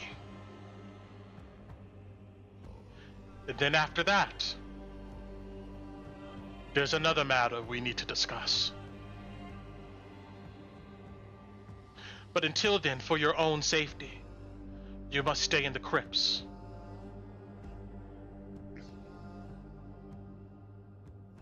Can I do a quick look around to see if I see my possessions anywhere? Sure. I will tell you any roll, you don't see them anywhere. Okay. And how long is this supposed to take? I understand surrender But is suffering part of that as well? Suffering only comes when you don't surrender. And that's how long this will take. That all depends on you.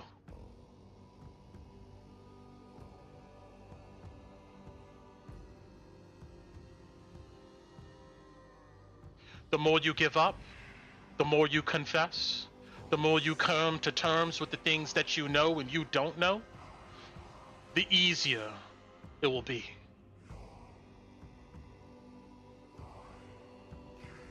Your losses, your gains, your heartache, your triumphs, all of it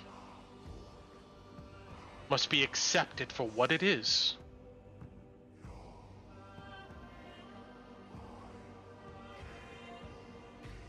I feel like I've already completed that portion, so I'm not. Have you? not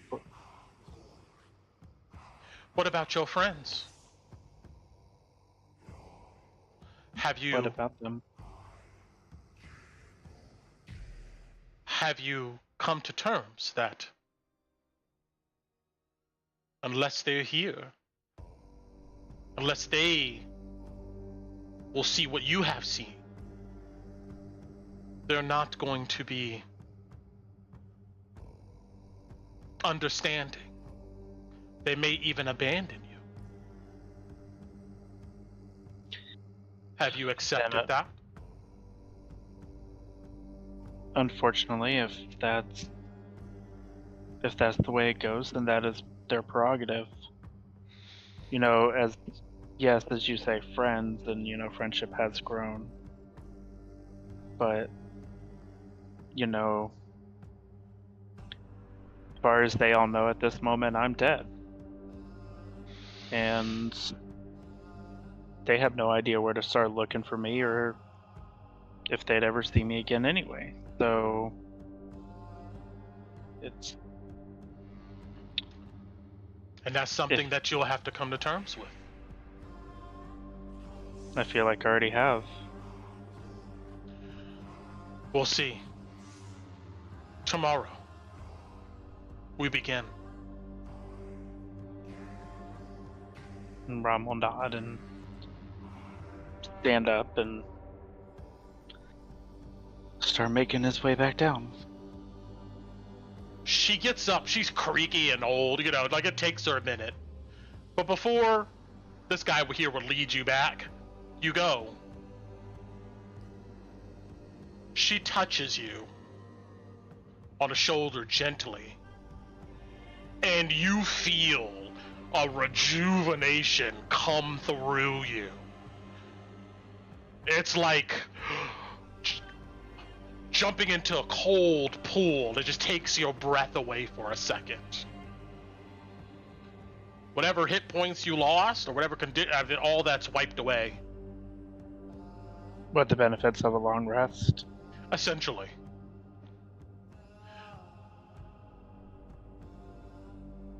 So, do I get my spells and wild shape and stuff back? Or? Yeah. She says,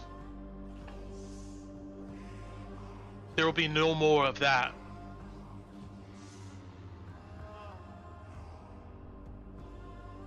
As that after this moment, we begin your training.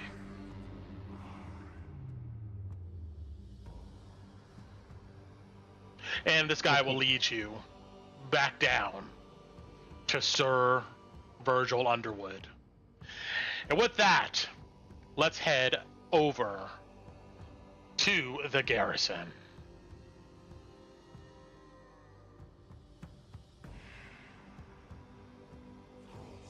Ta-ta.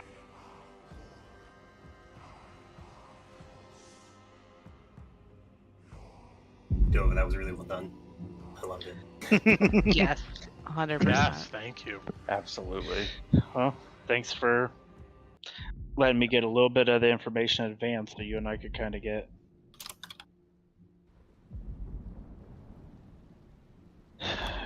to where we needed to be on that. So, to both our things. All right. Raw. Sorry. So, where do I want guys to be? Let's put 4th level. Let's do this. I don't need his character sheet anymore.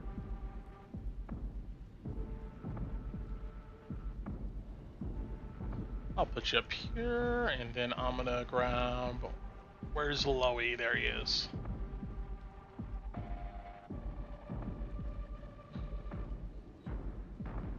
All right. So for now, I'm gonna focus attention over here.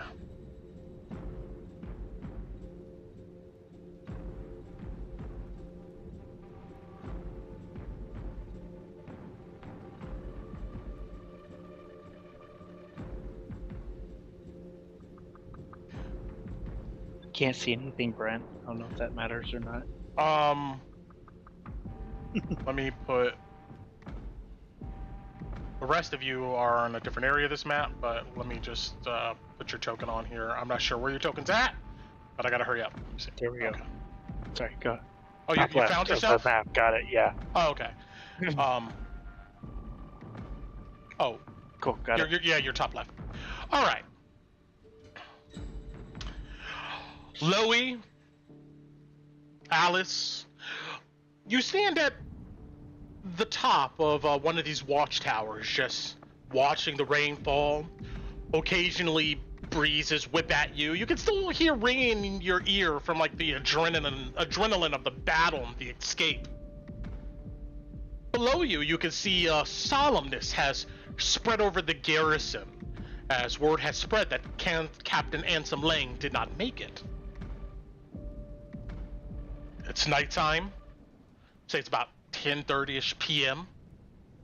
I'm gonna say that these guys up here, you know, they would go ahead and give you guys privacy. I'm not gonna move them all off the map. Well, I can put them on the other layer, but they'd leave you guys up here. What are you guys doing?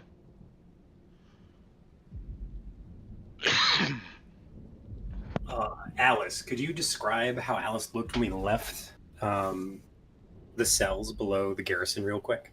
And if that same expression is still on your face? Yeah, definitely had a very stoic expression that it'd be. Alice has always been pretty decent about holding her expressions, having the aloof nature she kind of carries around. But even Louis would, I mean, anybody who doesn't know her would definitely see her facial features are really tight. She's looking ahead, very obviously in her head about something. And it's still there. When we get up to there and get settled, she would just settle in and be looking out the window.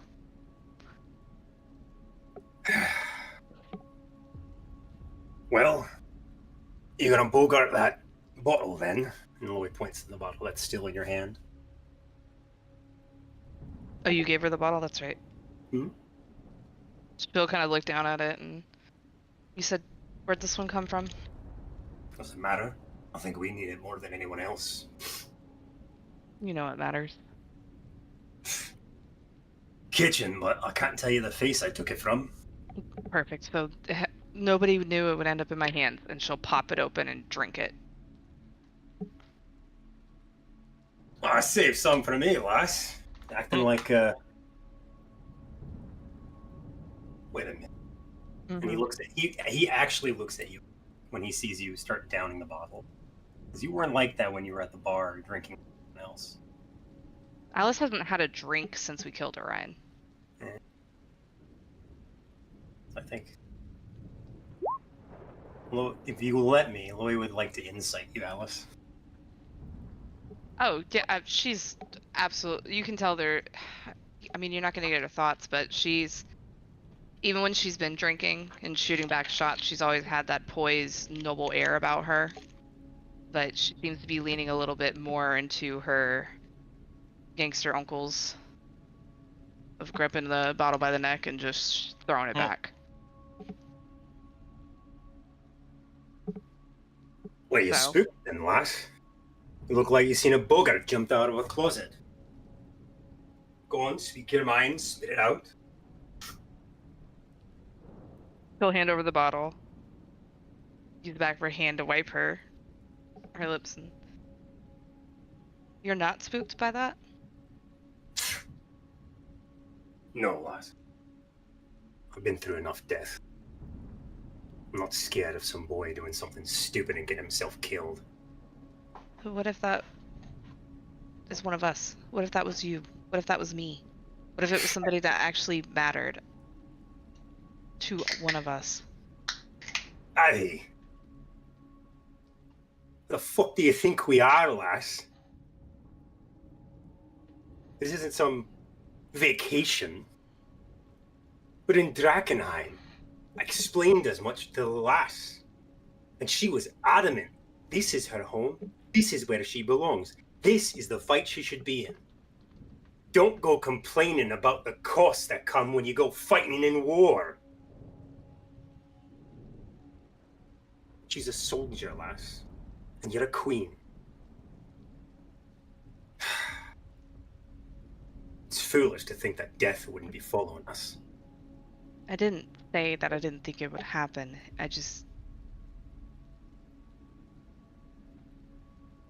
I've never had people to care about it happening to. I didn't feel any regret with Ryan. Well, thank the gods for that, I guess. Thought you were getting topsy-turvy on why we were here. Good, good. He nods to himself, assured. What? She's got her eyes narrowed at you, her arms are crossed over her chest. Absolutely taken on a more like defensive stance. Nah, but... Well, if you want truth, the boy got himself killed for a stupid fucking reason. We were out there. Why do you say it's stupid? Lass. Drakkenheim doesn't care if you're two kids with a mother and father whose heads are on the chopping block. Drakkenheim doesn't care if your brother's been killed by some monster and had his corpse taken. Drakkenheim doesn't care if you're not ready. Drakkenheim comes for you. One way or another, and you have to be ready for it. And when I say Ansem was stupid, what I mean is that at the end of it, you heard and I heard from those same green cloaks, even Petra's only, they were willing to give their lives to have us get out. And I ask you this question. Out of everything you saw that boy fight, his swordsmanship, his bowmanship, his experience, decades apparently, in Drakkenheim, that caliber of a man compared to what? 3 greenhorns and a lieutenant. And none of them had the balls to tell their captain, no, we take the short straw because you're more valuable to what our cause is, us. That's what I don't understand. Ooh. Ansem is the one who should be alive right now, and one of those fucking greenhorns should have gone to bat for his life. They didn't. They were scared. Because they refused to do what Petra herself was willing to do for you or me.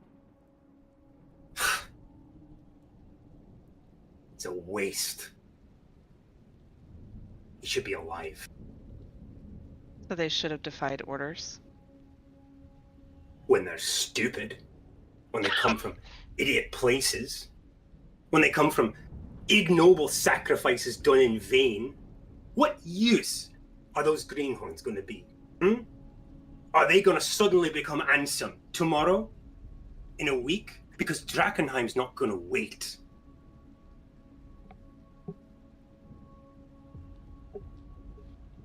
Then he takes a swig out of the bottle.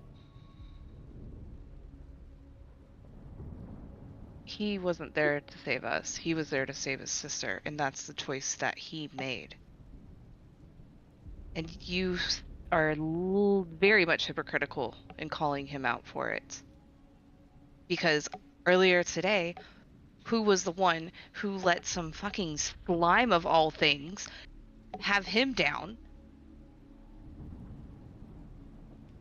to make sure they didn't get to me? There's a difference between you and some greenhorn, Alice, and you should know that. I'm not talking about the level of ability, Loey. That's not what Ansem was thinking about.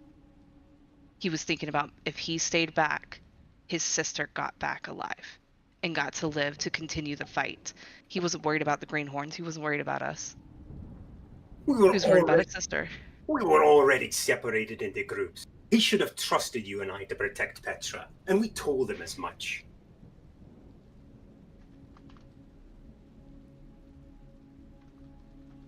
But he had a guaranteed way to keep that beast further behind.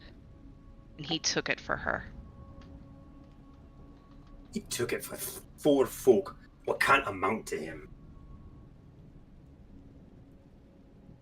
But it doesn't matter anyways. He's Why dead not? there. He made a Why choice. does it matter? You're getting all up in arms about it.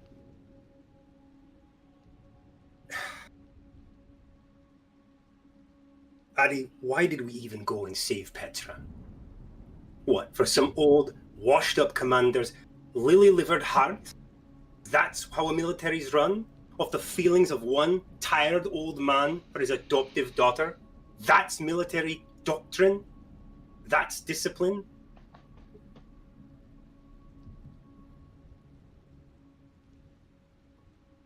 You're questioning my choice. No, I'm saying that Commander Drexel shouldn't have had those companies out. Ansem himself told Petra she should have been checking in with cross patrols. She didn't. She got caught in a storm. She didn't back up. Instead, she hunkers down in space. And on top of all that, lest I forget to remind you, most of those people down there are humans. And there's one real keen important fact about fucking humans. They can't see in the fucking dark, Addy, much less a storm. What in the hell were those patrols doing out there, guarding what, 2 ruined city blocks? For nothing? Is that why half of Petra's patrol is dead?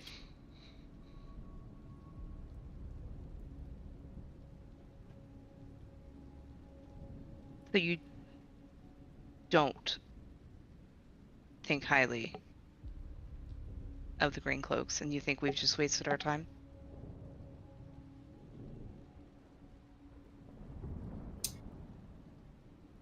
I see a lack of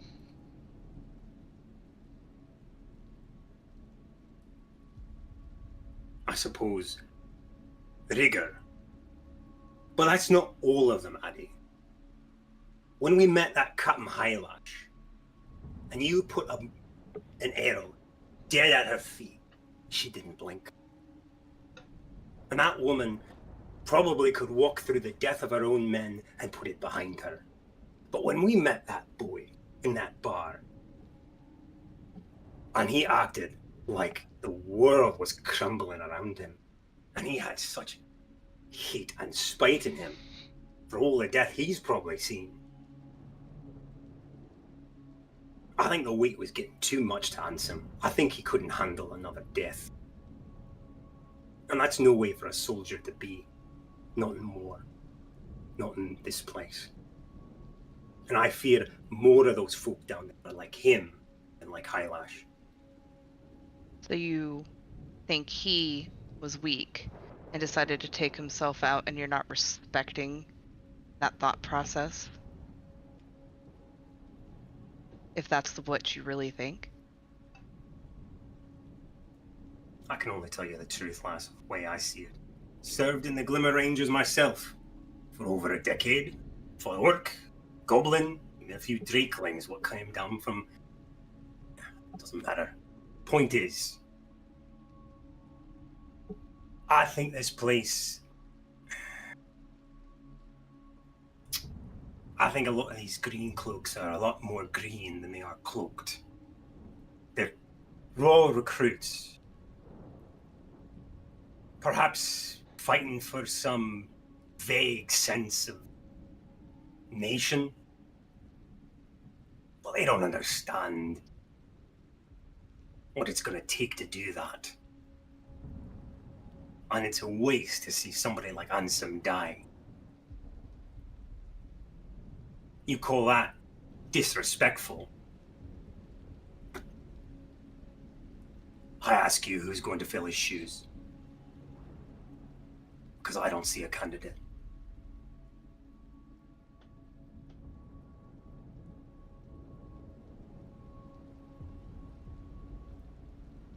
What are you trying to tell me?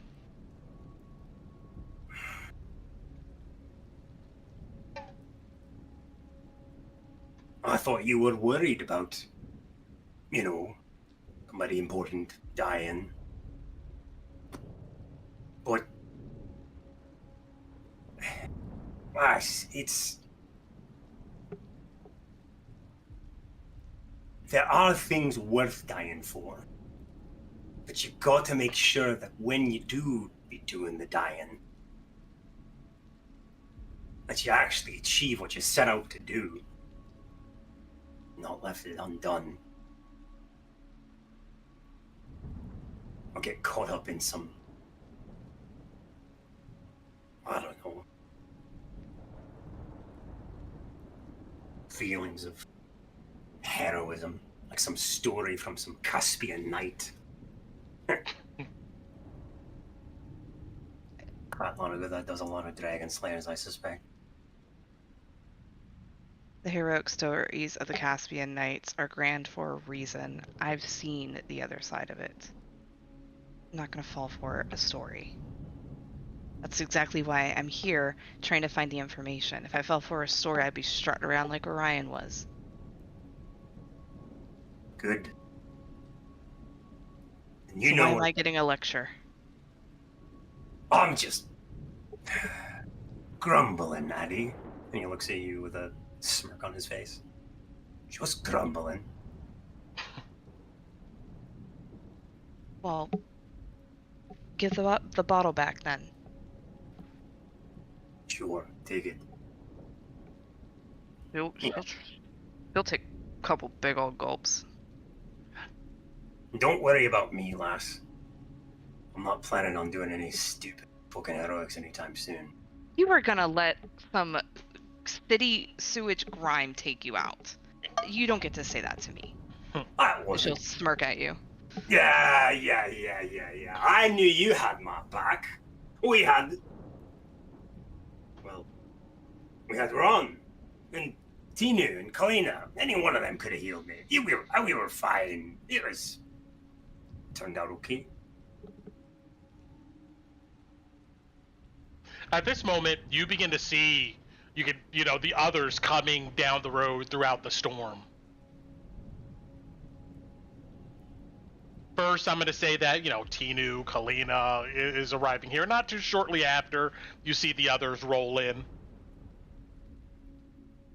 Do we see Alice and Louis waiting for us? Not yet. You guys come into the gates. I will tell you this much. If you're asking about them, they'll tell you that they're up in the tower. You will also probably get word pretty quickly that Ansem is unaccounted for and did not make it back. Oh, I was just gonna wave at them, because Tina would. Yeah, if we see Tinu, Yeah, we see him. I'm heading down. Yeah, sure. But I don't want to, if you got anything else you want, I don't want to, shortchange it here for any conversation. If anything else you want to talk about, please do. Oh yeah, sorry, I didn't mean to cut in. No, you're fine. You're fine. I don't think we have anything else. Do we have anything else, guys? No, that was your scene, bud. Mm-hmm. I Yeah, loved as it. soon as Alice would seen anybody of the group coming, she would have probably thrown the bottle at Louis and started running down. Fast enough where he couldn't catch her. unless he really wanted to. No, he catches the bottle. Tinu hugs you guys. Yeah, Alice would run up, try to climb on the horse in between the twins, and grab them both and hug them. All right, and not too soon after, I'm gonna fast forward here.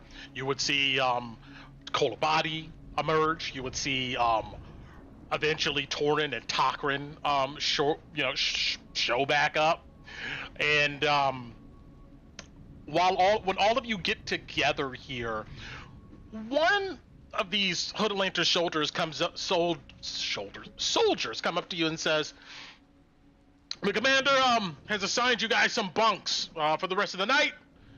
He said he'll meet you at sunup. And there's also another guy here. It's a Dragonborn. He's supposed to be leaving with you in the morning. He throws up his hands. I don't know all the details. You have to ask the commander. But What's the wrong kind of... No, a lizard folk is who we're looking for. I was told a Dragonborn. He's blue. What? Like I said, I don't know the details. I'm trying to go to sleep too. But thank you all. And he gives you a salute. Why is there a random person joining us? What happened, Where's Raan? Bati? Yeah, you don't see Raan anywhere, obviously. Bati pulled up on a ghostly horse that faded out once you got to the gates.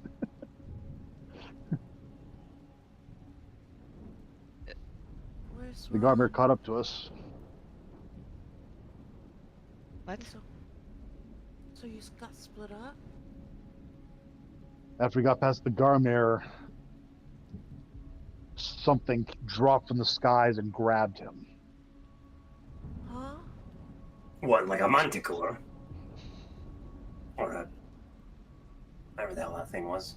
Can't remember the name. Some The giant- corruption of an angelic form.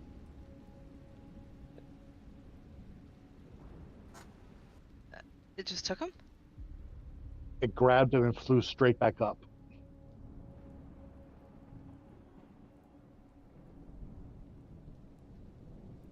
Good.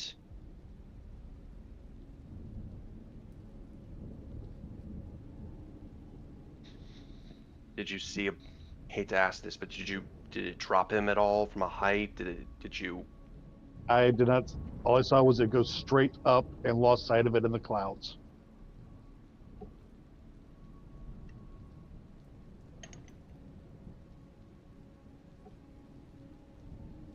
What do we do? I could try to message him.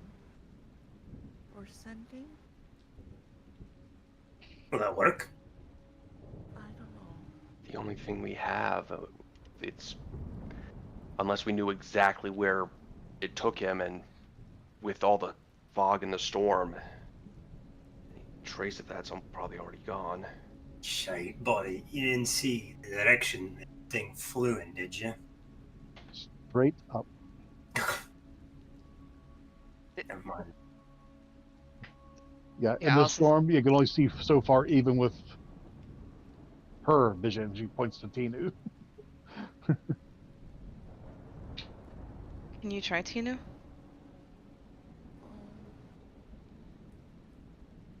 Are these... Brent, are these people weird about magic? Hooded lanterns? If you look around at these folks, most of the people, you don't see any more suspicious glares at you guys. It seems like word is spread of you guys' heroic activities over the evening. So, everybody seems pretty cool and chill at the moment. Oh, I still get in between, like, Kala and Alice.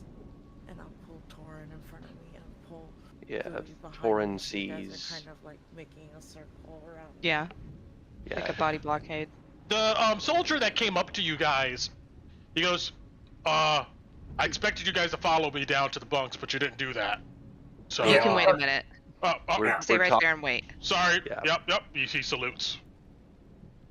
Tinu closes her eyes, and I'm gonna send Ron a message. Ron, are you alive? Where are you?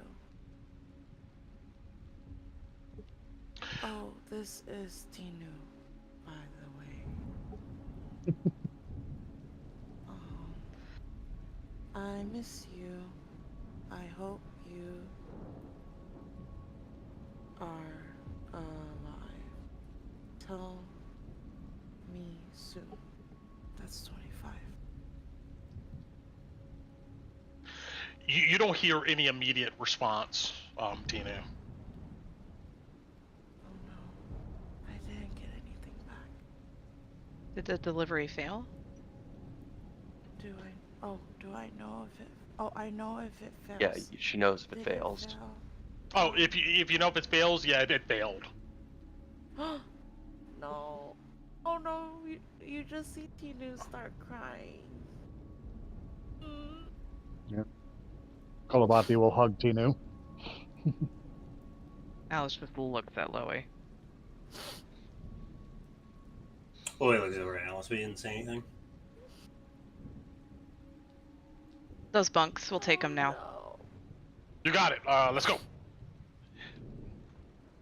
You guys are marched back down the steps into the prison hold, the cells, and I'm just gonna grab everybody and just move you below. Yeah, while we're walking, Alice would Mhm. hold on to Tinu's hand if she'd let her. Yeah, she would. I don't feel good. I shouldn't be crying. You're gonna make me cry, Tinu. All right. Let me just grab everybody's token here. Put them all together. Torren, your brother goes, I got room in the cell. You can bunk with me if you want. Yeah, that sounds actually. Do you mind if I stay with my group for this one? You see he looks a little down about that, but he goes, yeah, sure, no problem. I think we just, it seems like we might have just lost one of ours, and I understand. He looks at all of you and he goes, I'm sorry. I really am. I will see you guys in the morning. And you see he follow you guys down to the cells, but then he will show you guys where he's staying at, but then he goes off and does his own thing. But let me go ahead and bring everybody here. Let me ping everybody to this location.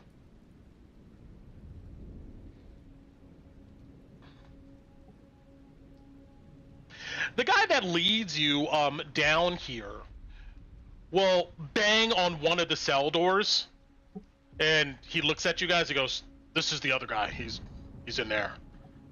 But hey, any one of these cells down this hall here. This is the infirmary area. You guys can pick it up as you like.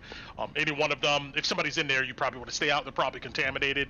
All the way down towards the end, that's where one of our healers is at. So if you hear screams, it is what it is. Yeah. Thanks again. You see he awkwardly dismisses himself. And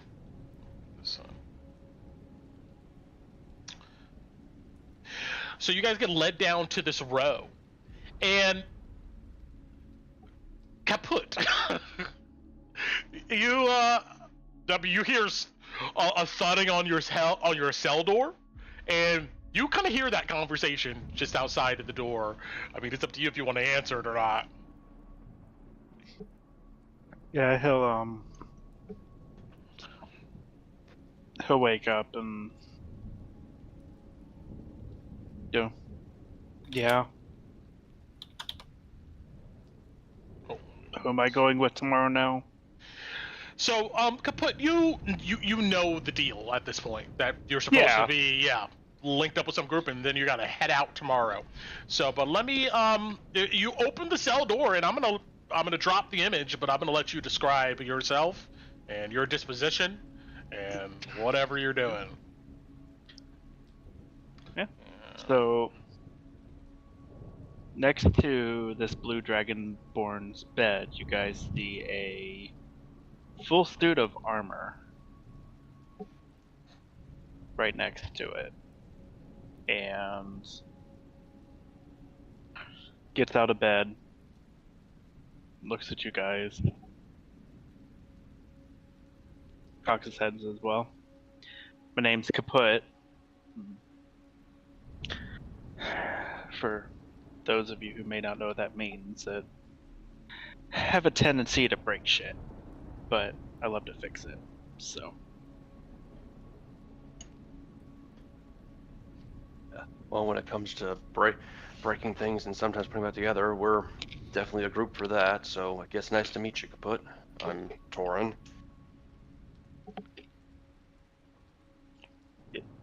Immediately after hearing you speak, he'll go, I know your voice. Uh-oh. The fuck? What?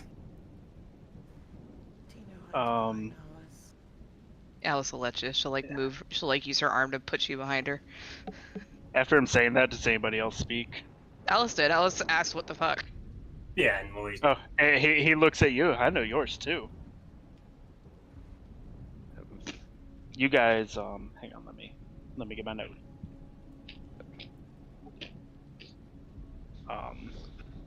You guys visited Oscar Yorn a little bit ago, didn't you? Yeah. Yeah, I was stuck in the back room. May I, Oscar Yorn's place? He nodded. Oh, I'm so sorry. Oh no, hearing all the shit y'all were talking to him and putting him in his place, he as soon as you guys were leaving, I was getting my shit on, heading out the back door as fast as I could. Dropping off or picking up? Neither. Acquaintance, or at least I was. He probably has it out for me now, but What does that mean? What? Why'd you follow us then?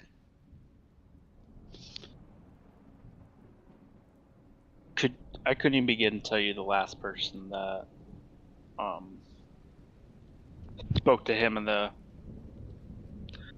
strong manner that you guys did and walk out alive, let alone with a shipment. That's just unheard of.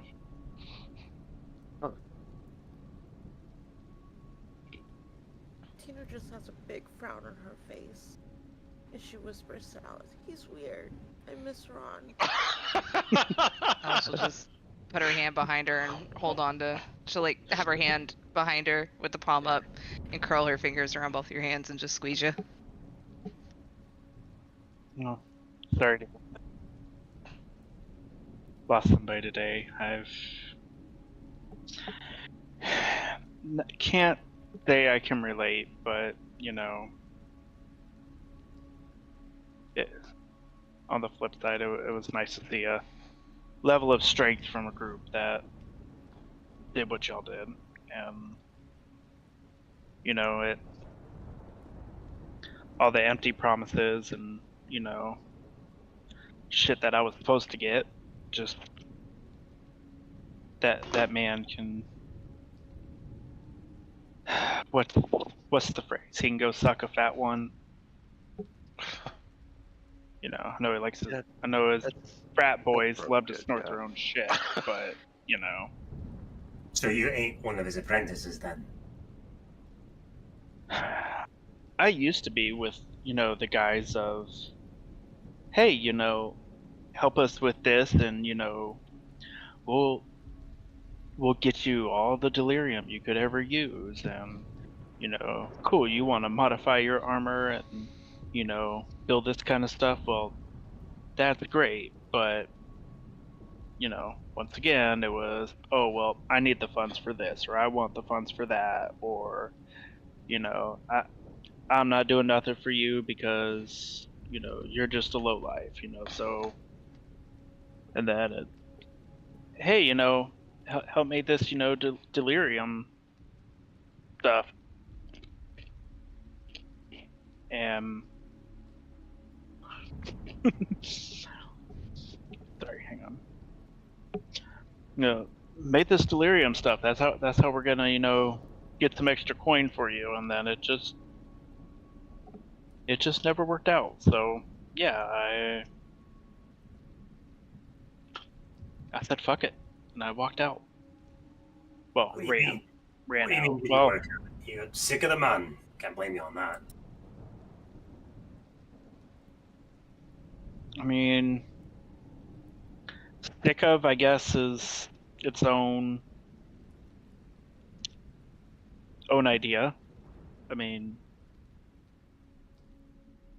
I'm sure at least one of y'all, had somebody, give you empty promise after empty promise, time and time again, and finally you see the possibility of a better opportunity, and you take the risk, and yeah. So you're with the you're with the Hooded Lanterns then? I'm currently freelance, actually. I'm, I grabbed a couple of his, stash, which I found out when I got here had been shorted to the Green Cloaks anyway. But, as a offering to actually let me in and, give me quarter for the night until I could figure out what I'm doing. And they were telling me about this group of adventurers that came by, and So you know about his operation? oh yeah, 100%. And I may need to pick your brain. I believe there'll be time for that. Yeah. You guys definitely look. I'm sure you've had better days. Yeah. No insult. Discussions and brain picking and wonderful conversations are probably for later. We should definitely get whatever rest we can. You willing to kill him? I mean, Uh-oh. I mean, the short answer is yes, Works for me. oh, okay. but I am not at the point where I could do it myself. I'll tell you that. Hence the reason going out the back door and getting by his little zombie giant friend.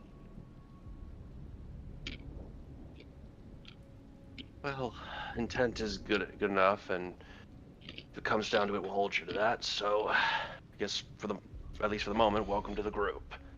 Kaput.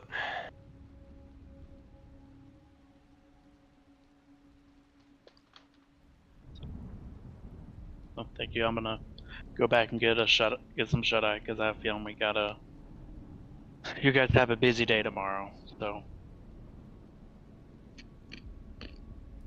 Some way to put it. All right, and with That's that, okay. I mean, you guys can continue to RP, or as necessary, and given cells.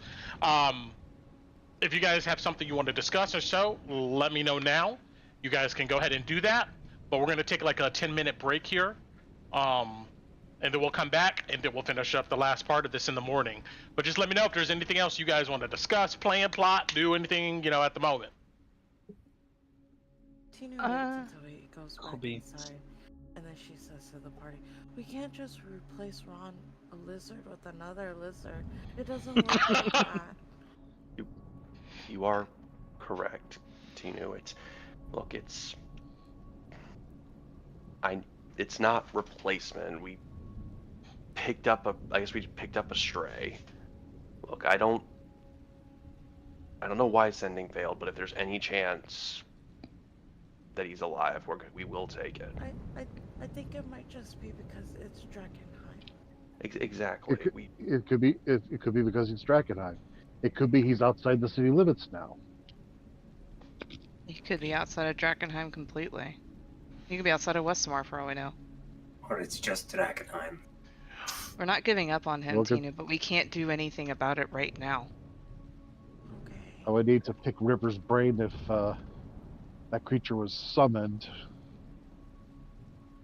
I don't know how summonings work inside this area. Tinu, you mind rolling me a religion?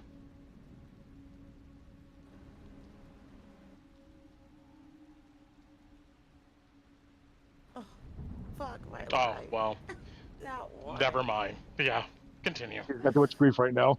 You're training up Michael's gate escapes for the moment. Yes. Keep our ears out. We'll keep our eyes open, but we'll just have to we'll do what we can. But we can't do what we can if we're all exhausted. Let's. And having somebody else join the group can help us get back to Ron, or find Ron possibly. Or get out of the city safely. I suspect some of us ran into the haze while we were making our way. Might need to go back, talk to Hannah about it. Without Raan, nobody in the group can cure it. Yeah. Okay. All right. It sounds like you guys are about to take a rest here. Is that correct? Probably. Okay. I don't thought you have were anything to yeah. bring up to the group, so Oh, sure. Okay. Other than if relay the exact circumstances around Ron's taking and describing the creature fully. And Got it. I mean, I might have something, but I thought we were taking a break, so I didn't want to. That's stop the fine. break. Yeah, we can take a break quick, but before we take this break really quick, just Tinu Kolabadi, roll me a d20.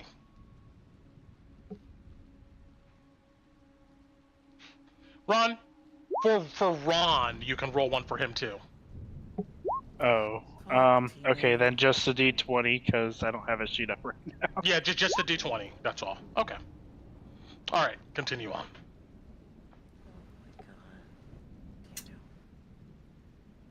So we'll be back in 10. And well, I'm sorry. One more thing.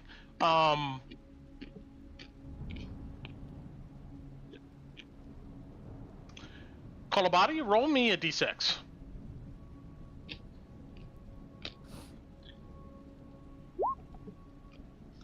Okay. ooh. All right, we're good. All right, let's go ahead and take our break here. We'll head back, and then we'll finish up any role play at the evening here, and then the next morning, and we'll see what you guys do. So we will be back. I'm gonna use the bathroom. Okay. All right.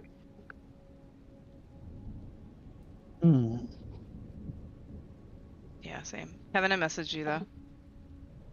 Hmm? I messaged Yep. All good. Arnia. Okay. Cool.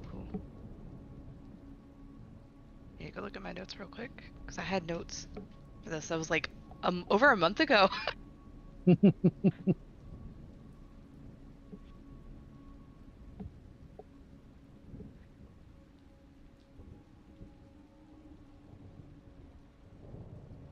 I need to go get my water though.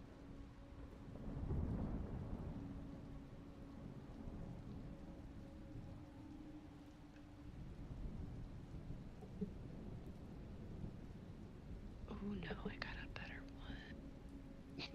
one. I'm saw the artwork and saw the token frame, and I'm like, okay, we can get you a better one, kaput. And I forgot I actually have a really cool one.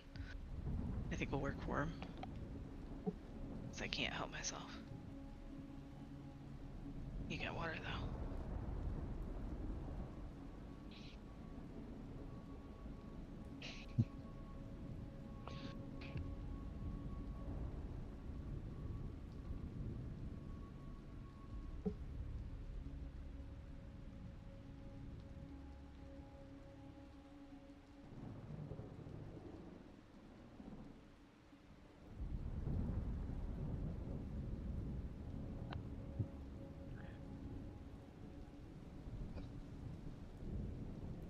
I also realize another thing that if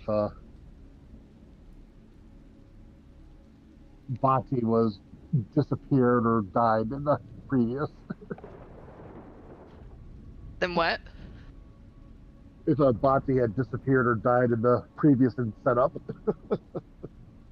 it's like, okay, if Bati's gone, does the group have any reason whatsoever to work with the Academy?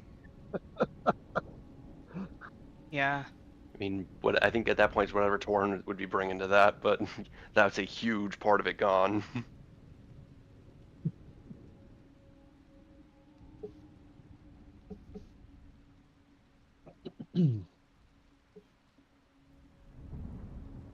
I gotta make my water. Okay. Okay.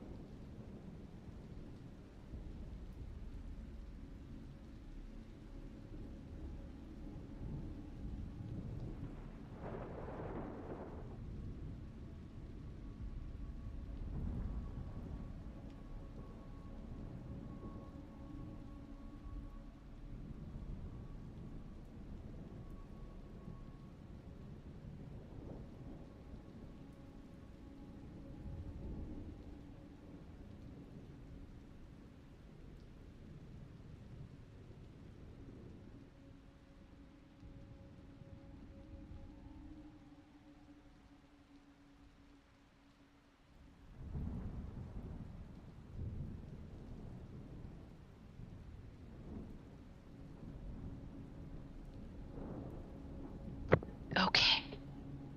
Yes. All right. I am back.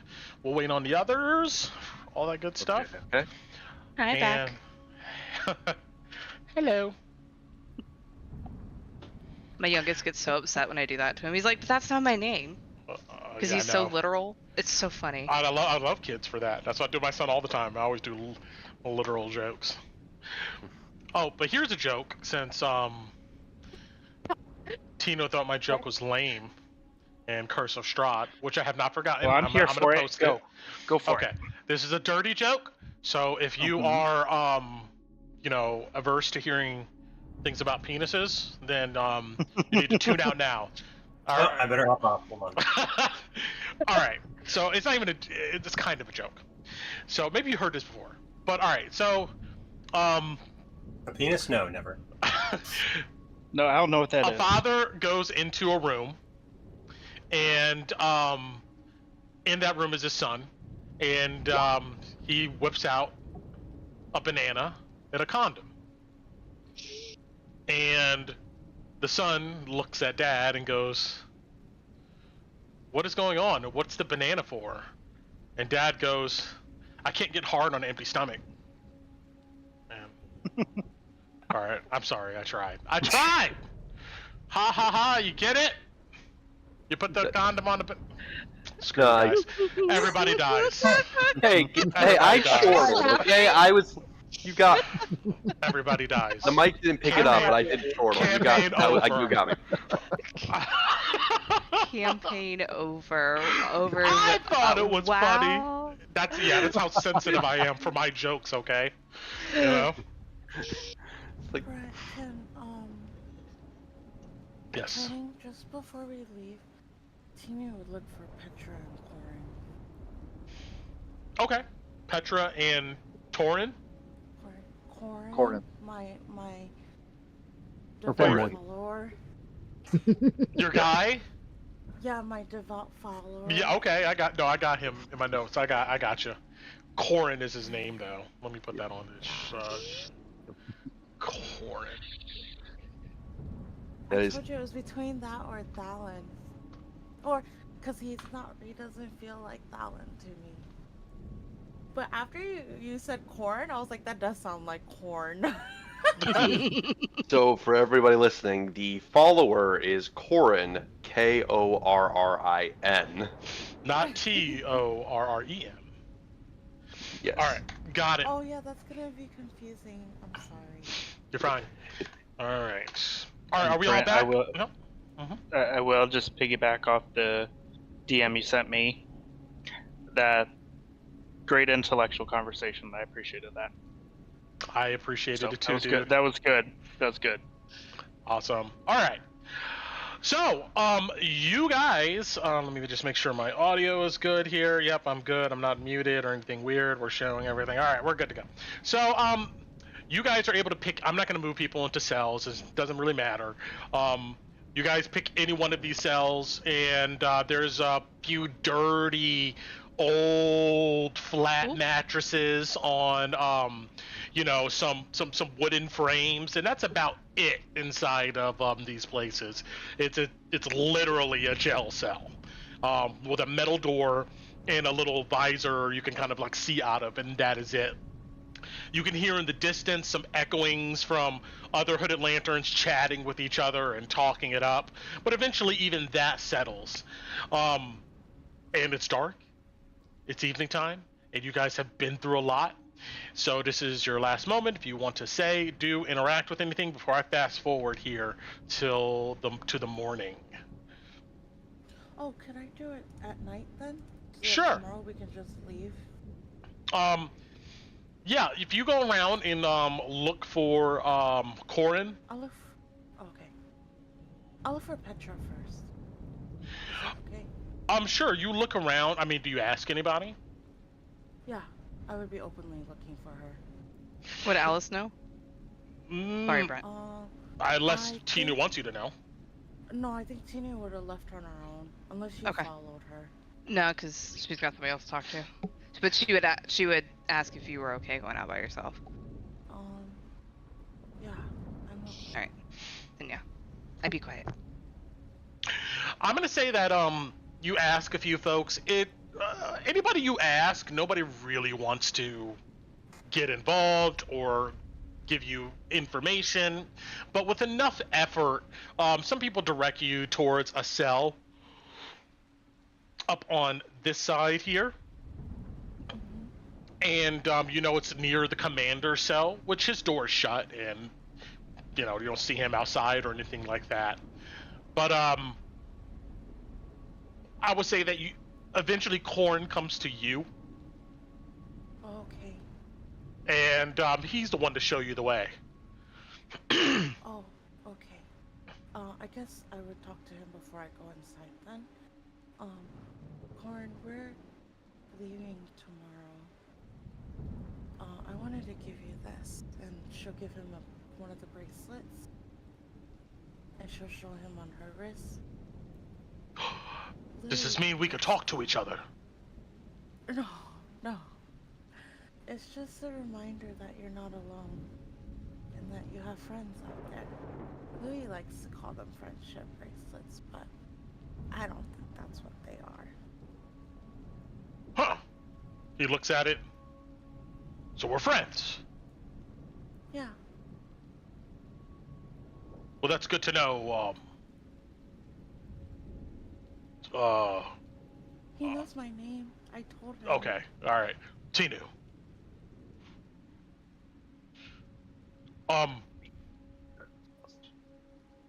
Well, I hope that You're gonna be back, right? We could use someone like you and your powers. Probably not. I have to stay with my friends and protect them. Why don't you? You can all join the Hooded Lanterns. We can work together. I'll be your protector on foot. It's a bit complicated.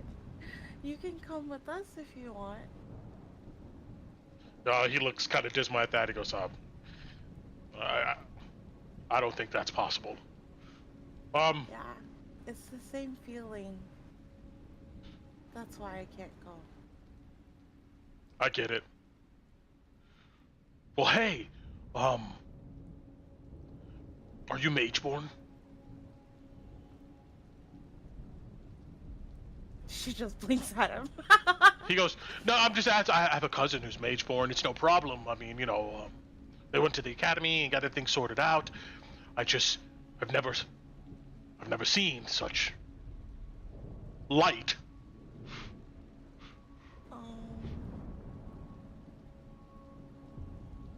I think I am. He goes, I knew it.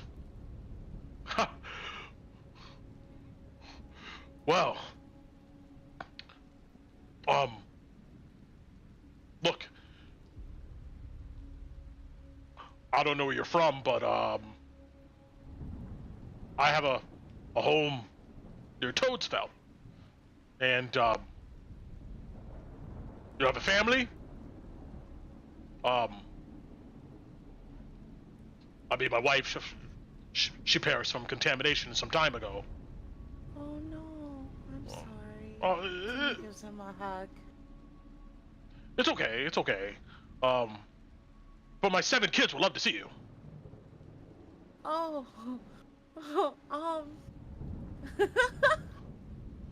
that's cool. Laughing, Tinu was like, kind of like, what the fuck do I say to this? She just says, oh, if we all survive, then I'll come visit you and meet them. Oh, you promise? Because, if I'm still alive, yes, I promise. Well, don't say if.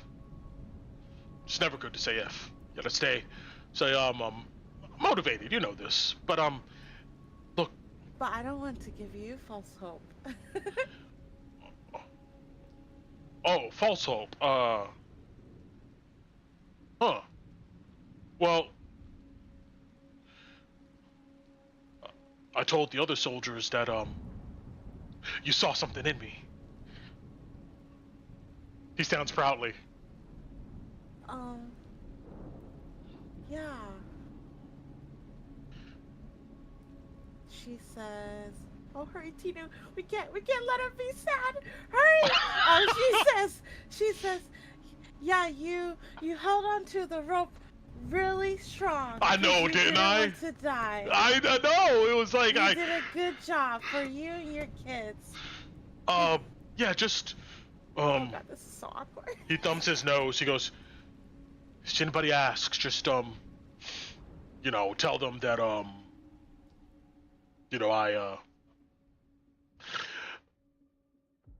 maybe I embellished a few things here or there. Just tell them that okay. you saw a lot in me, and I look strong, and okay. and handsome. Okay. The best soldier you've ever seen. Okay. I mean, we made it back. So Yes, we did. We did. Oh, man. Oh, it's pretty cool to have a saint looking over me. Yeah. Okay. Thank you, Torren, for showing me Petra's room. She pats his shoulder. Oh, yeah, that's right. Thank you for being my friend. Your friend and protector. Whenever you need it, of course. Okay. I mean, you wouldn't need it. I mean, sometimes you might, but if you do, I'm here. Okay, Torren. He stands And he's around, like, looks awkwardly, and he goes, I know, I'm like, how do I get rid of this guy? bracelet. Yes, and, Oh, we are staying at the, what do we call it? Is there a name for our place? no, I mean, It's, if you go past Emberwood, there's a town an hour north, I believe. And then you go up a little hill, and there's a rundown inn. We are staying there.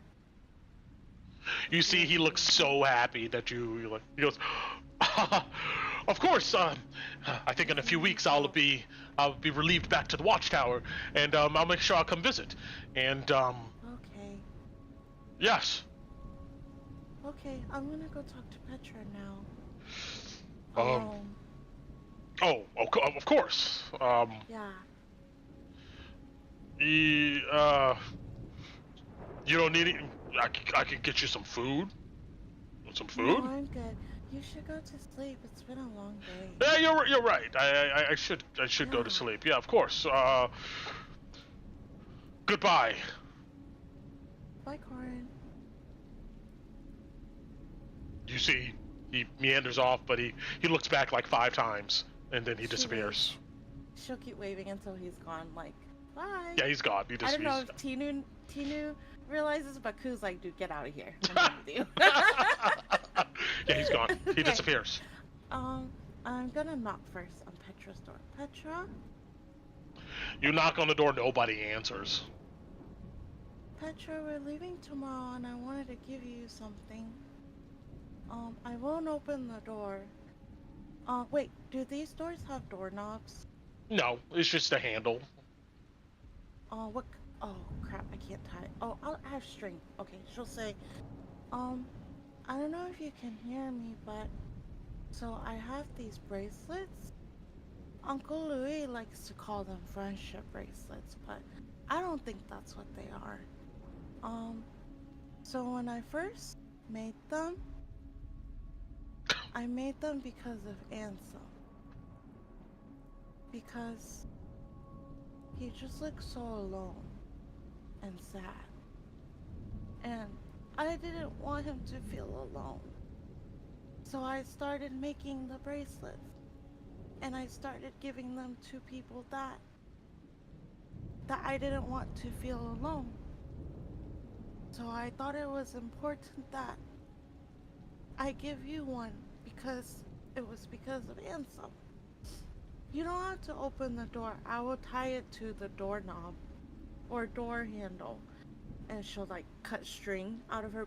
I bought some string. She'll tie the string to the bracelet to the door. And just maybe, I don't know. I know that I can't say anything about him. And I don't want you to. I don't want to say something that is a lie. But I know how you feel. And she says, well, maybe not as much as you, but Raan didn't come back either. Roll me a persuasion Okay. with advantage. I'm sorry to cut you off, but bring No, it's okay. bring up Raan. Roll me a persuasion. Yeah, persuasion. Oh my god, I'm rolling so low tonight. 9. All right, continue on. Yeah, she says, yeah, Raan didn't come back either, but he has a bracelet too. Just so that if he's still alive, you know that he's not alone too. Okay, I go now. I wanted to give you a hug, and it's okay. Okay. And then she just walks back to herself. Roll me a perception. Okay. Oh, not 20 for 24. You get to the corner here, and just as you're about to turn the corner, you look back, You don't see her door open, but you can see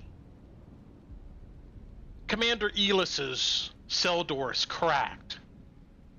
And you can see the shadow of him standing there, looking. Tina yells out, "I gave you one too!" She's like crying.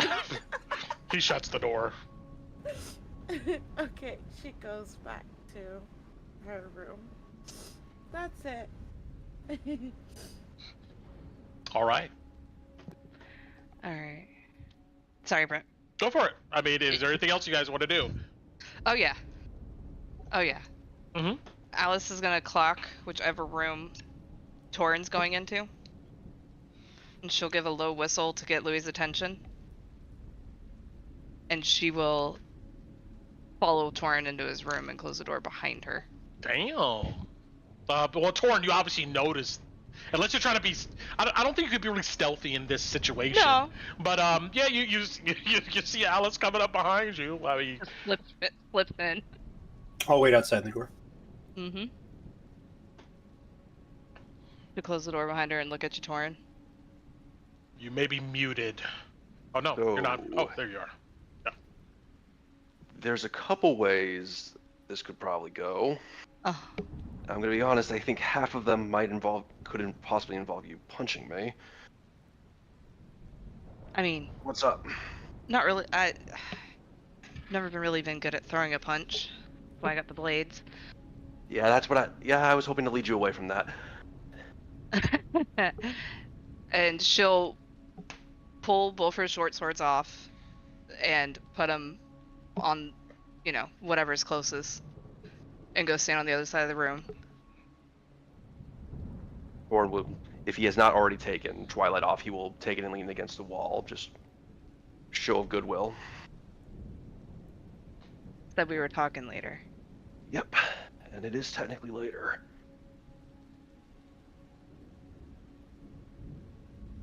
So what's up? Oh, that's what I want to know. What your brother, what Drexel said, where your family Yeah. went to after? How we're from Kesselholm, right? Yes.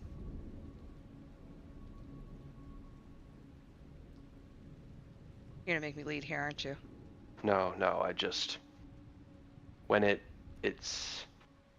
we had a home out there when when it fell, was the only really place we had left. It was whatever the only resources we had left. It was a mine out there. So that's what happened. We went to Kesselholm, try to get what we could.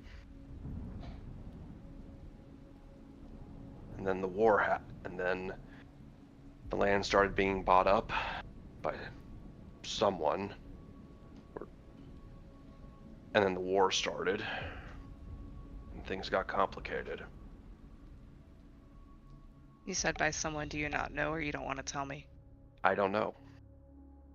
All I know is that a lot of the land that by all means should be ours, some group, a family, I don't know, is working with the bank and trying to take the rights. I have theories, and it's one of the things I might hope to learn while here, but as far as who I know exactly, I don't.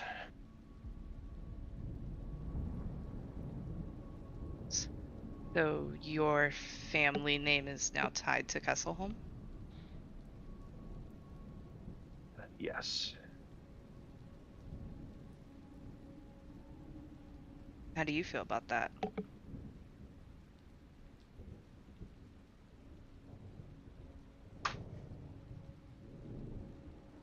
Let me put it a little more bluntly here, Torren.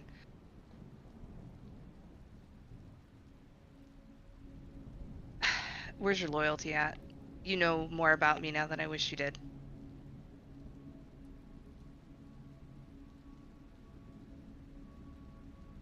So I'm checking. I'm going to be completely and utterly honest. My loyalty has been to what it's always been, and that's my family. And that's why I need your help. You'll see her eyebrows, one of her eyebrows cocks up, and she kind of tilts her head in a silent go on. I'm going to ask you something, and I'm going to need. And what? Oh, hold on, you're breaking up a bit. You're breaking up. No, this is so good. No, not now, not now. Give me 1 second.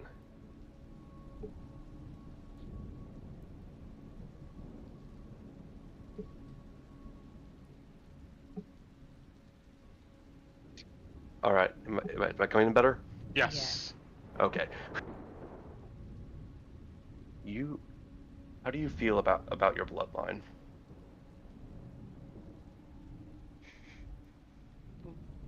She kind of that it's very much in question. And what if I say that I'm willing to use my authority as the son of the former steward to help you become queen? You're Mageborn. Aye.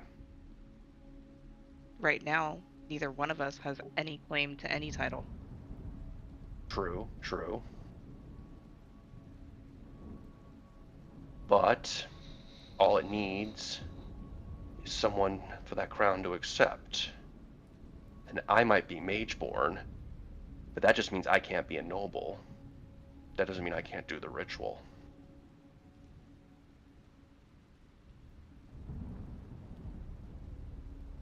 What do you want?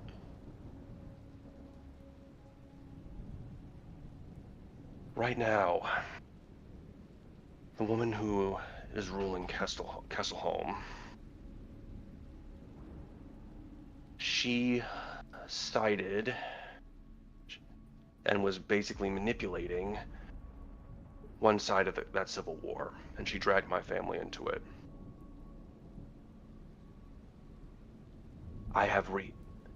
My mother is sick, supposedly from delirium poisoning, and contamination, but I'm not so sure about that.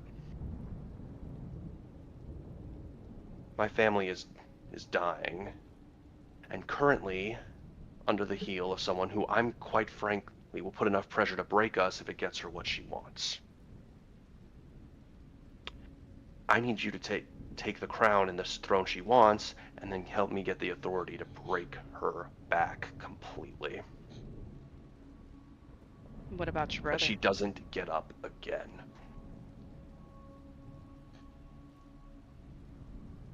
Yeah. What about your brother? Where does he stand on this? He has his oaths. And by the end of this, there will be one son of Grendel left to take what's remaining of our house. But if his oath is to Kesselholm, and I take it over, and let's just say we do get the crown on my head, and you want me to break Kesselholm, where does that leave him? Hopefully making the right decision. And if he doesn't? Then I step in.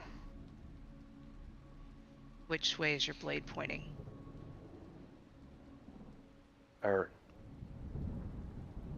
step in. Please don't make me say it anymore. She'll just kind of look at you for a second. I learned something from Petra. You know that box we found when we were getting Yanis? It's obviously got the Von Kessel crest on it. It's what can be used to verify lineage. I don't know if it'll work on me, if what I've been told where my lineage is. I need you to spend time with it and figure it out. We need to see what that says. We'll Alright. start there.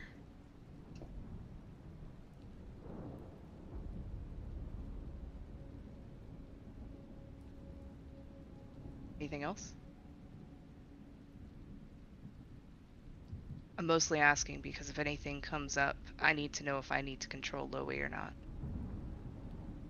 Because if he hears anything against me, he's going to shoot first. Someone might be coming. Who?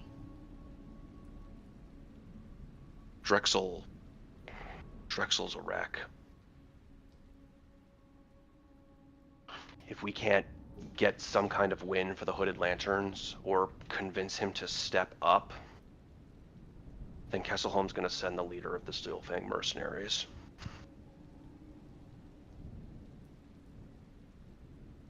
And that person, they may not be the horrors we find in Drakkenheim, but it would be ill-advised to call him human. If he comes, that is an entire torch with a tankard of grog on this whole powder keg. He and Drexel will come to blows. Blood will probably be shed, and every other faction is going to sniff it. All right. I'll pose another question to you then, with that information. Do we push this temporary alliance with the Church and the Hooded Lanterns to get the Hooded Lanterns the numbers they need, and the Church? But that keeps the Church going forward, and they are our biggest opposition to either one of us getting what we want. If you want my honest opinion, I think so. The Church is not the biggest opposition. I would say most likely the Queen's Men are the biggest opposition. I'm talking on the political level. So am I. The Church is going to have its power no matter who, and its faith no matter who sits on there, unless you somehow try to immediately take them to the sword. Those two factions want the same thing, for the most part. They want the return to some kind of normalcy. You promise them that, and they work together towards it, there shouldn't be too much problem. I think the Church wants to take over, but I see what you're saying.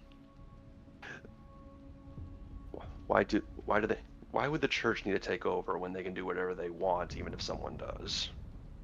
Because they have somebody backing them. They have somebody pushing them. They have somebody who wants to take over and is using them and their power to do so. They're not here for the good, no matter what they say. Their actions are absolutely saying different. They're willing to cut down anybody in their way, and if they were really here to help to solve this problem, there would be more care. That's another reason we have to put them with the Lanterns. The Lanterns can keep them in check. If it is the entire Church or just one faction, then they'll have to reveal their hands sooner or later. Can Drexel handle Theodore? Hopefully that if we get him back up on his feet, probably. He earned his titles for a reason. They're not. Do you know they're not the. Anything? He fell apart for reasons too, but. I'm sorry. Could you repeat that? I was talking. Yeah. Sorry. I know. Do you know anything about Drexel that could help us? I didn't know you knew him so well. Know him by reputation.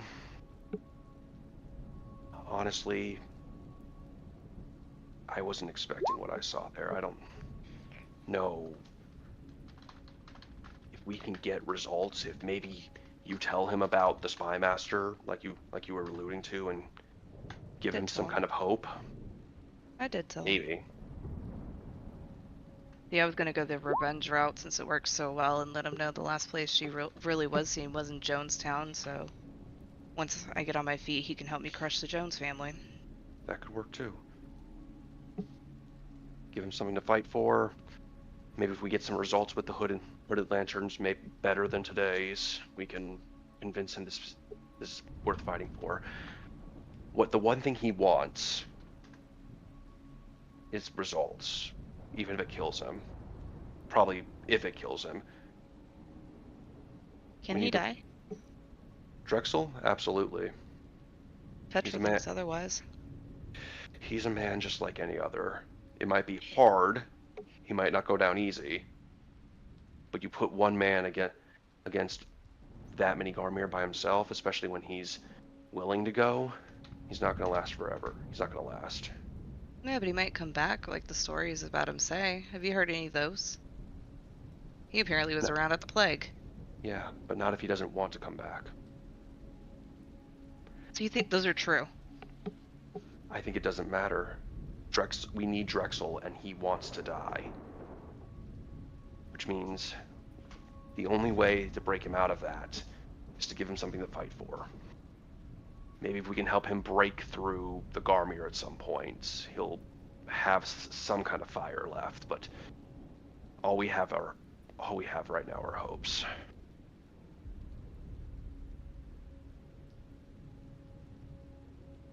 All right.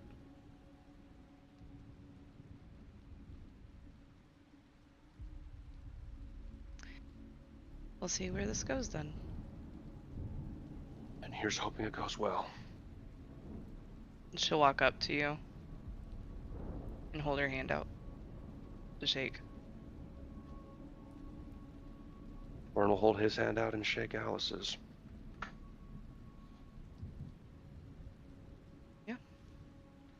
And she'll walk out and she'll grab her swords and slip out the door.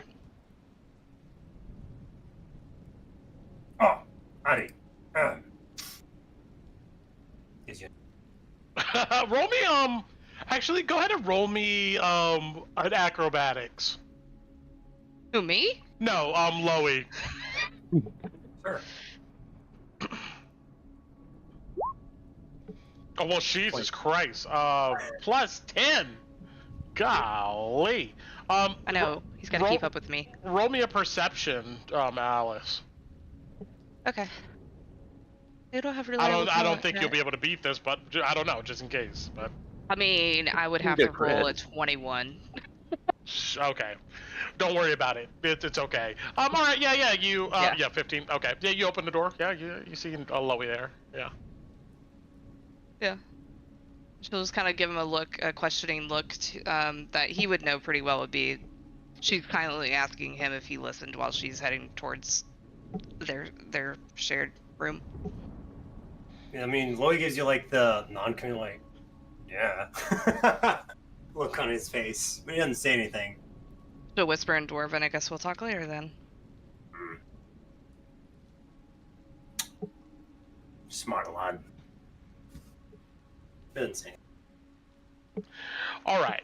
So, with that, unless somebody wants to do something pressing, I'm going to fast forward to the next morning because I at least want to get these, at least you guys in the room. So, let's see. And I'm going to move all these tokens over here.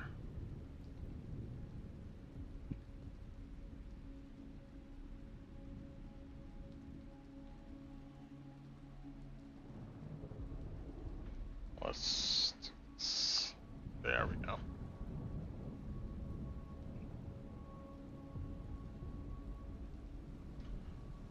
Go away. There we go. All right. So.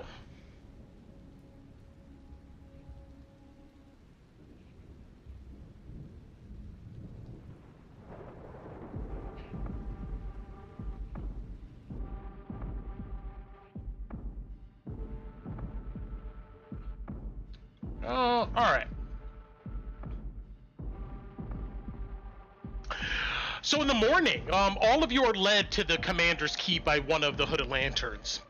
The garrison is just coming back alive, although it's not as rowdy as the day before. The rain hasn't stopped, but it's now just a light downpour. You note that the ground level of the garrison is almost to the point of kind of flooding a bit. You can see the hooded lanterns are moving to go ahead and unclog drainage areas of mud and stuff to keep the place from truly going into some ruin. Clouds still loom above. The morning light pierces these clouds only just a bit. You guys are led to the commander's keep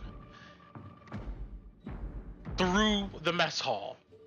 And the hooded lanterns here in the morning, they don't look, once again, they don't look at you guys with suspicion. Some of them even give you a few nods. Tinu, you see Torren is already up, and he's like intentionally, like, you know, you see he almost like stands up to know that you can see him as you guys walk into the commander's keep. She'll wave at him.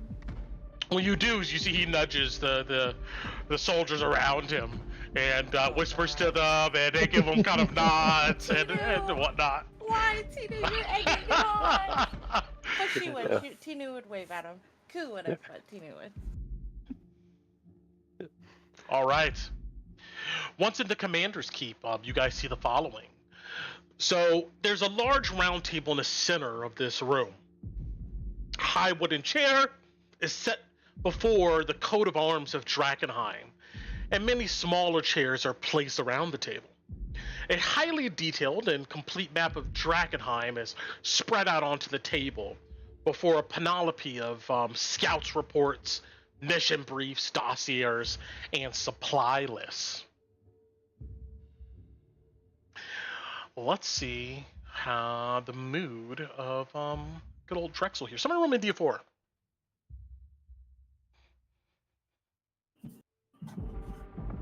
Taking the first one that comes through.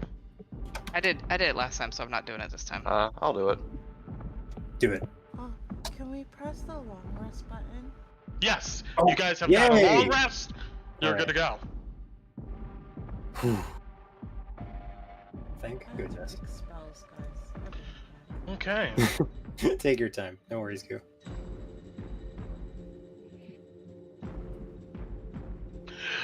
You guys all march into the commander's keep. And in this war room, of course, is Elis Drexel. Well, let me put him on the map here. Bam. There's our boy. You also note that in here is Captain Raan Highlash. And there's a couple other soldiers, you know, of higher rank. You don't see Petra, though. He sits at the table, and he's just glaring at the map before him. You note that Torren also comes up with you guys, and you know, nobody stops him from coming in or anything of that nature. As you all file into the commander's keep, he doesn't suggest you sit or anything, but just lets you guys decide that. After everyone kind of, I guess, gets in their positions to where they want to be, the commander looks at you all. I sit down right next to Highlash. She just shifts in her seat and looks at you. Good. Is there a chair next to Commander Drexel? If not, Tinu pulls up a chair and sits next to him. There's no chair, but you grab a chair and you pull it up right next to him. You see he just glares at you, but he doesn't say anything. He moves. He moves his chair to give you space. Aww. She doesn't say anything. She smiles and she just scoots it, and she's looking pretty happy about that. After everyone settles in, Commander Elis Drexel.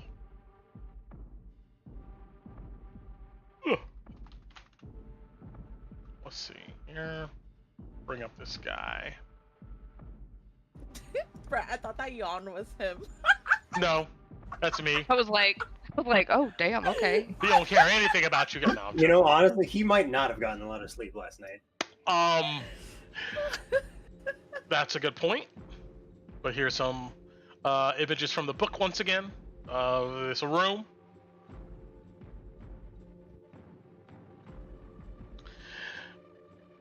He says, first of all, the Hooded Lanterns thanks you for your bravery in retrieving our comrades, even with losses. You'll be compensated after this meeting. But then he looks at all of you and he goes, but don't go thinking you can come stay here whenever. The garrison is for green cloaks, and our resources are limited, as you know. And he gives you kind of a look. You get a sense he may be alluding to something.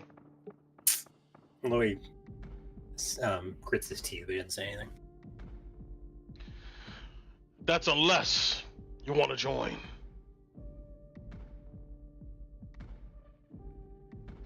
Secondly, you see he glances at you, Kaput. This one here is going to be traveling out with you guys or by himself. We appreciate your delivery. He looks at you, Kaput. These folks, and he gestures to the party, collected some batches for us yesterday, and that piece of shit shortchanged us. So everything helps. You get any more, let us know. Just depends on what these people want to do about him, because I'm sure with what it took to get out and bring y'all what I did, and thanks again for quarters for the night, that's kind of the whole point as well. But, you know, I'm sure that he's going to end up wanting to chase my ass down soon, so. He doesn't say anything to that, but then he says, third, you mentioned some deal. Well, we spoke yesterday. He looks at you, Alice. You know, yeah, with the church. So you're their mercenaries? No.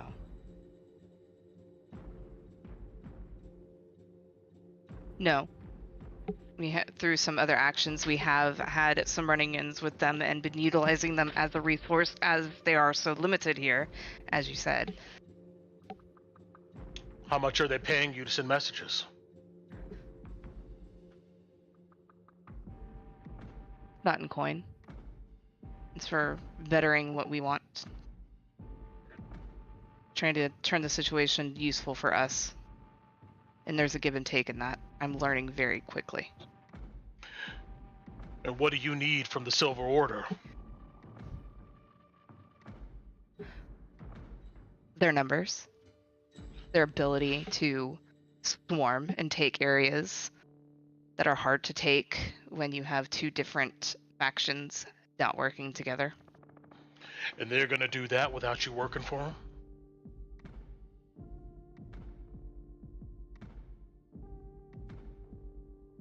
They offered. Sounds like you're working for them to me.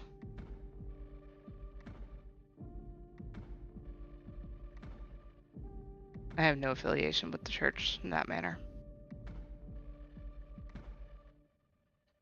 He just shakes his head as he was looking for. He feels like a different answer. And she was pausing for a second. She's like, it's more of, it was presented. We were coming here anyway. I've been interested in working with you, and this can be helpful for the lanterns.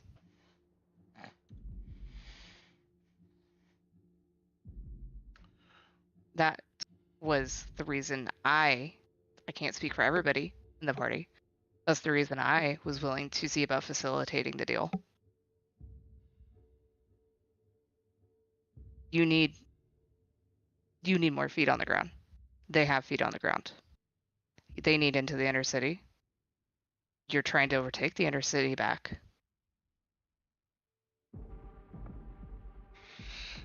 You see, he sits there for a moment.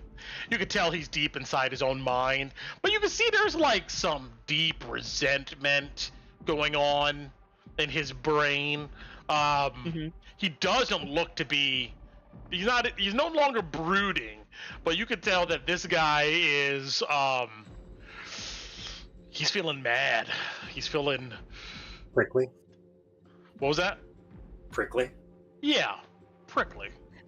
And Alice is giving him full eye contact, and she's not trying to be deceptive or anything. She's, as he had asked her yesterday to be upfront with him, she is doing that. Tinu puts both her hands on the table, and the bracelet will be on her hand. Obviously. I don't know if you'll notice it, but she purposely puts it on the table. Roll me a performance. Get it, Tinu. Oh no, guys, I've been rolling like shit today. I believe in you, Koo. You also got a 20. You can do this. This one's gonna go. 18! I freaking knew it. I mean, his eyes glance at it on your wrist. She just smiles at him. As you'd imagine from this guy, you get no smiles. That's fine. He looks back at you, Alice, and he goes, "What's in this for you?" She kind of looks at him a little like confused because she told him exactly what she was here for yesterday. Yeah, you did. Yeah. Bolstering the Hooded Lanterns. Getting what we need. You know my end deal.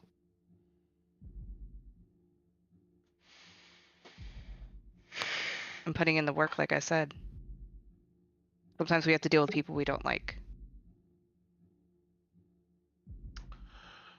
The church wants to use things to... How in the forward hell with- do you think you're going to go ahead and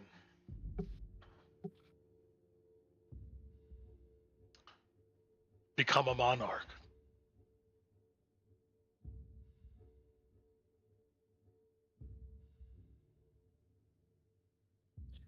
Alice is thinking, I'm trying to, and this is Dice trying to remember what I was told.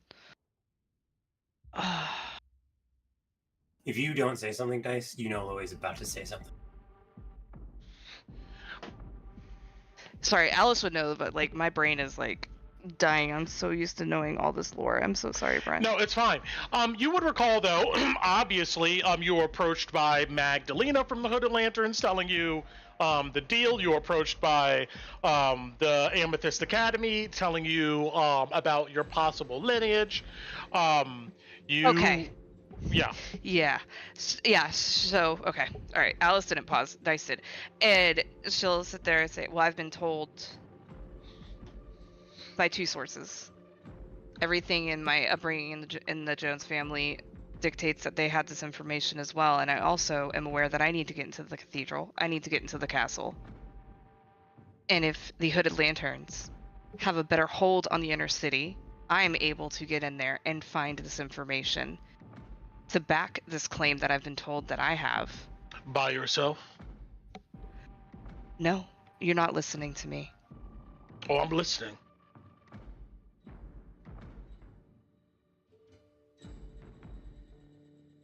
Not by myself, no. I have the knife bites here. We're all know and aware.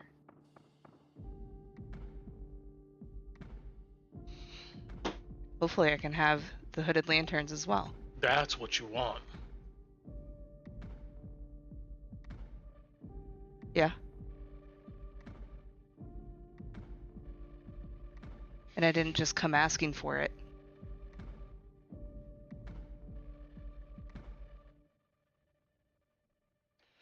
Did Magdalena say anything else to you? Like where she went? If I'm remembering correctly, Brent, I didn't get that No, right. you didn't get any of that. And Alice, no, she didn't. She gave me the information, and she was chased out of the Jones. As far as I'm aware, she was chased out of Jonestown. But if I know Johanna well enough, I wouldn't be surprised if she never left. You see, he puts his elbows on the table and he kind of breathes deeply. You get a sense that he hoped that you had more information on where she was. But that is also something else I want in the long run.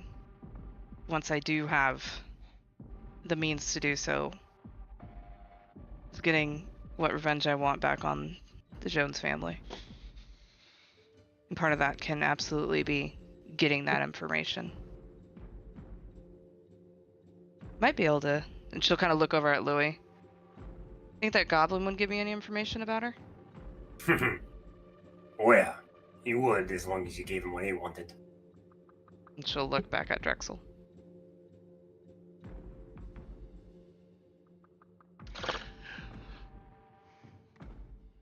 Magdalena, he just shakes his head as he get a sense he didn't approve of what he's about to say. She ran off, saying she got a lead from someone in the city who knows a lot. There's a lot of information. I think that to be the Queen of Thieves.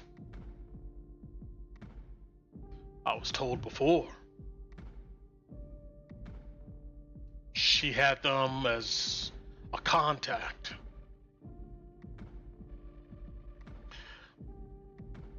I tried to get her to stay, but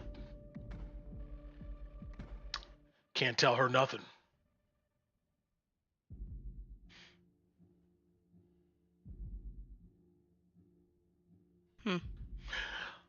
I figured the Queen's men led her into a trap.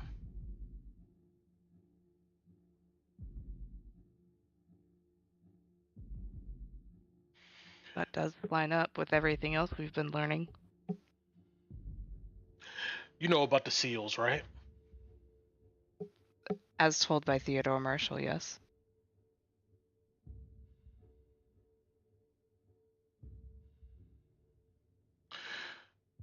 Magdalena had one of them.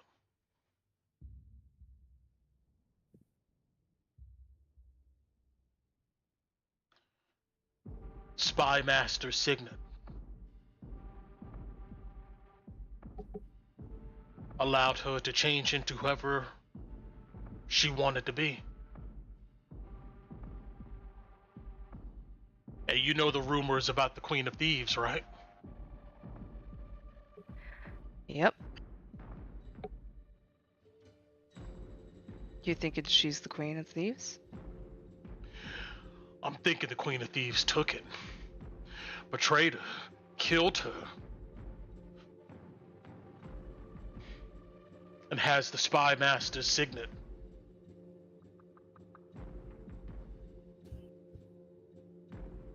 Huh? Or,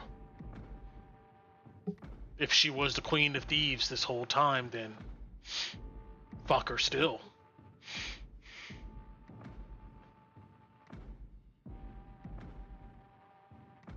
Well, that only adds information to something we need to check off the list. And what is that? We have to get rid of the Queen of Thieves as well, don't we? Oh yeah. You see, he looks at you, Loey, when you do that. And his eyes narrow. Alice kind of like tries not to roll her eyes.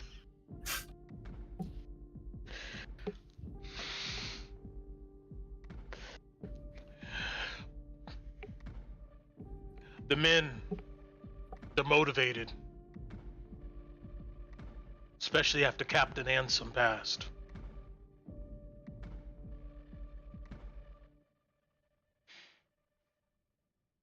I want to see these plans that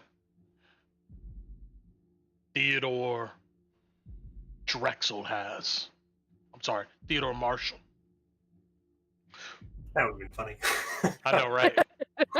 They're brothers. They're brothers. Yeah, I know. They're They look fighting. so similar. Yeah. It's okay. okay, I'm a twin too.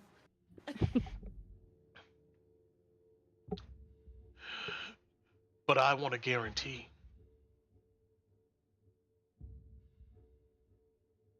that the Silver Order, they're not here to take over the city. I know what they're looking for. They want the relics of Saint Vitraville because they want a seat at the table. Mm-hmm. In the academy. And that staff, they want a seat at the table too. That's fine for now. But I want a written guarantee from the Knight Captain.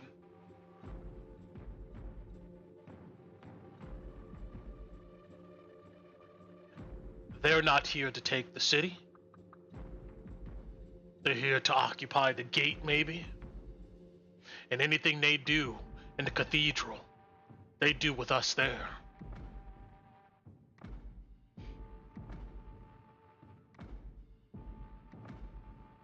And a written, his words on paper. They're not holding or taking the city.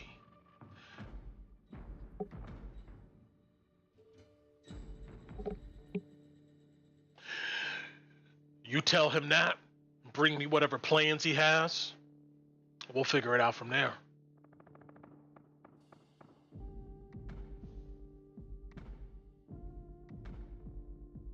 I'm not even gonna have to lie when I ask him for that. I don't want them taking over the city either. Or interfere in any Blue Lantern business. I don't like the way he talks either.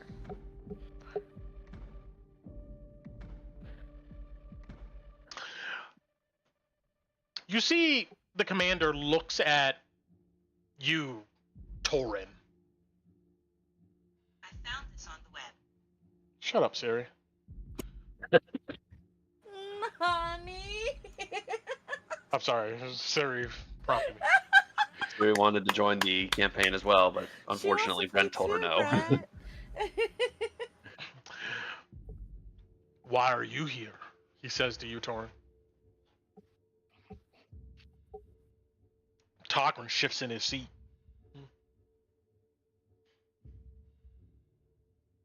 Torren goes, well, Commander, but then Neelis goes, I didn't ask you. I asked him.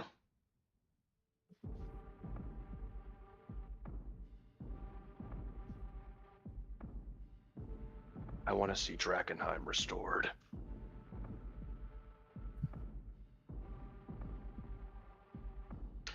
Kessel Holmes send you? Aye. You see, he leans back in his chair. What did they send you to do?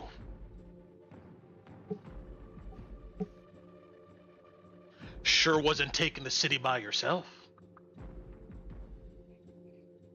Or restoring it, as you say.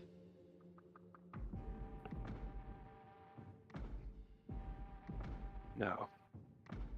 But that's what I want. What did they send you to do?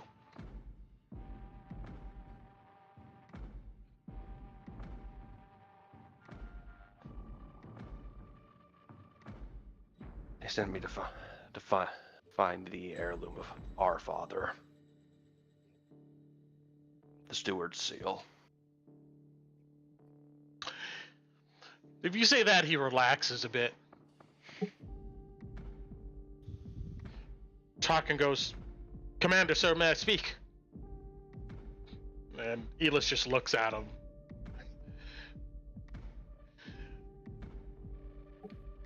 We know that part of the inner city. Old Town, as they call it. You know who our father was.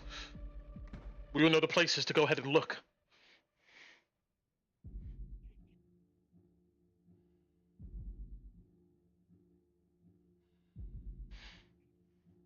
Elis says,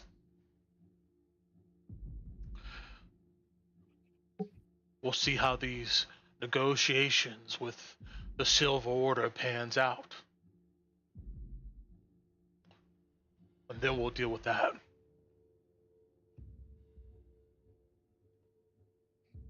But you're staying here with me. You see Torren just kind of swallows and nods. Can I insight check why Drexel might be saying that? If he's like, I'm trying to see if he's Sure. very suspicious of Torren compared to how he looked at Torren after that answer. Do you mind if I also do so? Yeah. Go for Bati's it. already drawn her own conclusion on that. Damn it. All right. Both of you don't get anything. Okay. But that's a good roll, though. I would have done the same. I guess I could roll with Bati, but I think I've already drawn my own conclusion on it. Sure, you can roll. Did he look Nope.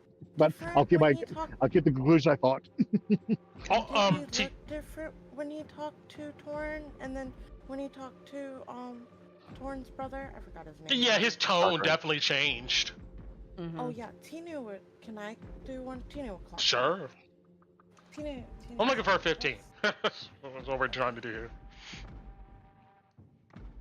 There you go. 26. I'm very insighty. But Tinu would clock those things. You would get a sense that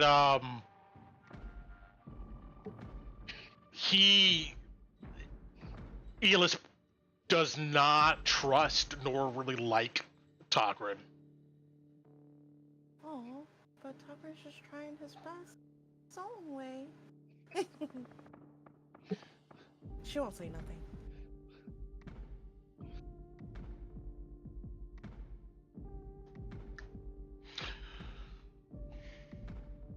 Anything else?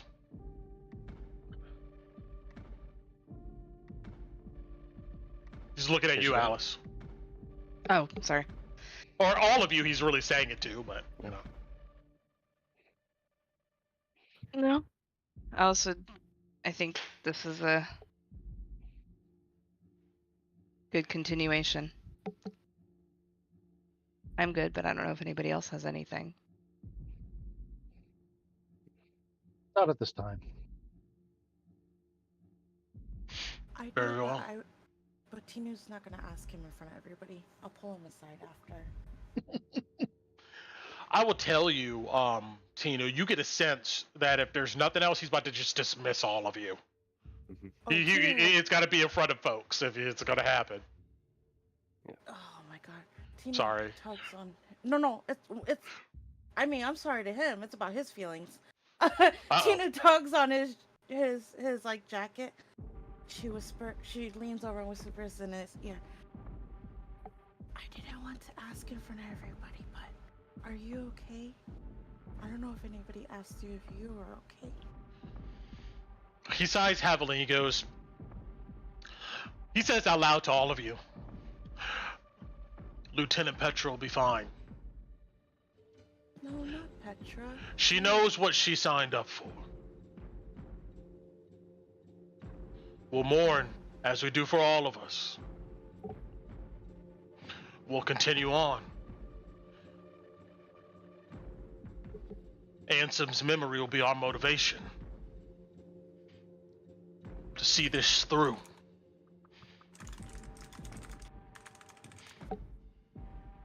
We'll demolish the Garmir.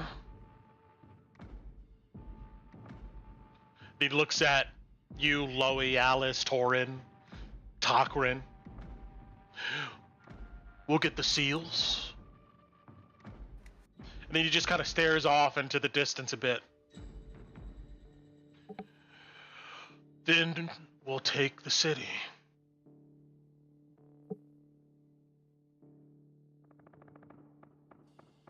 You see he nods to himself.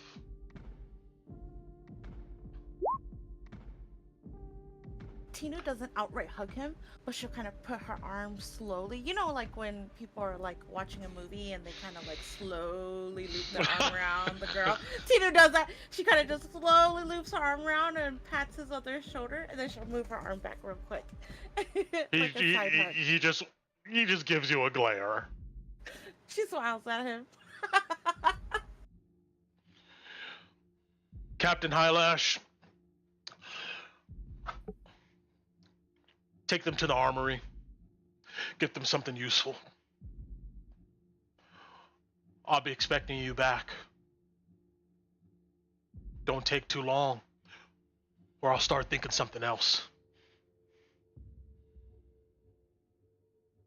I'll miss you too. He goes, dismissed. And you see the other soldiers get up.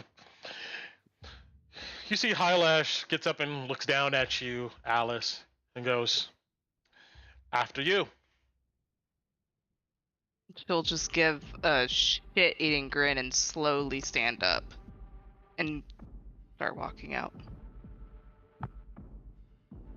You guys get led back into the courtyard. You guys get led down to the forge area over here on our map. I know you guys are in a room. I really can't see it at the moment, but I'm not moving because we're ending here. We're at 12. But essentially, Highlash comes out with two what looks to be small bags for each of you, 250 gold pieces. Kaput, you're given 250 gold for what you've delivered to them. Okay. And then you see that they have a crate bundled locked up, but they open it, and inside looks to be a bunch of well-crafted, finely made weapons. And you guys can pick this next time if you so choose, but I just want to tell you now. Let me see here. What am I looking for? Here we go. Development.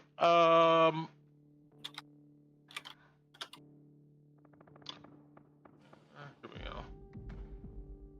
It looks like they have a short supply of magical martial,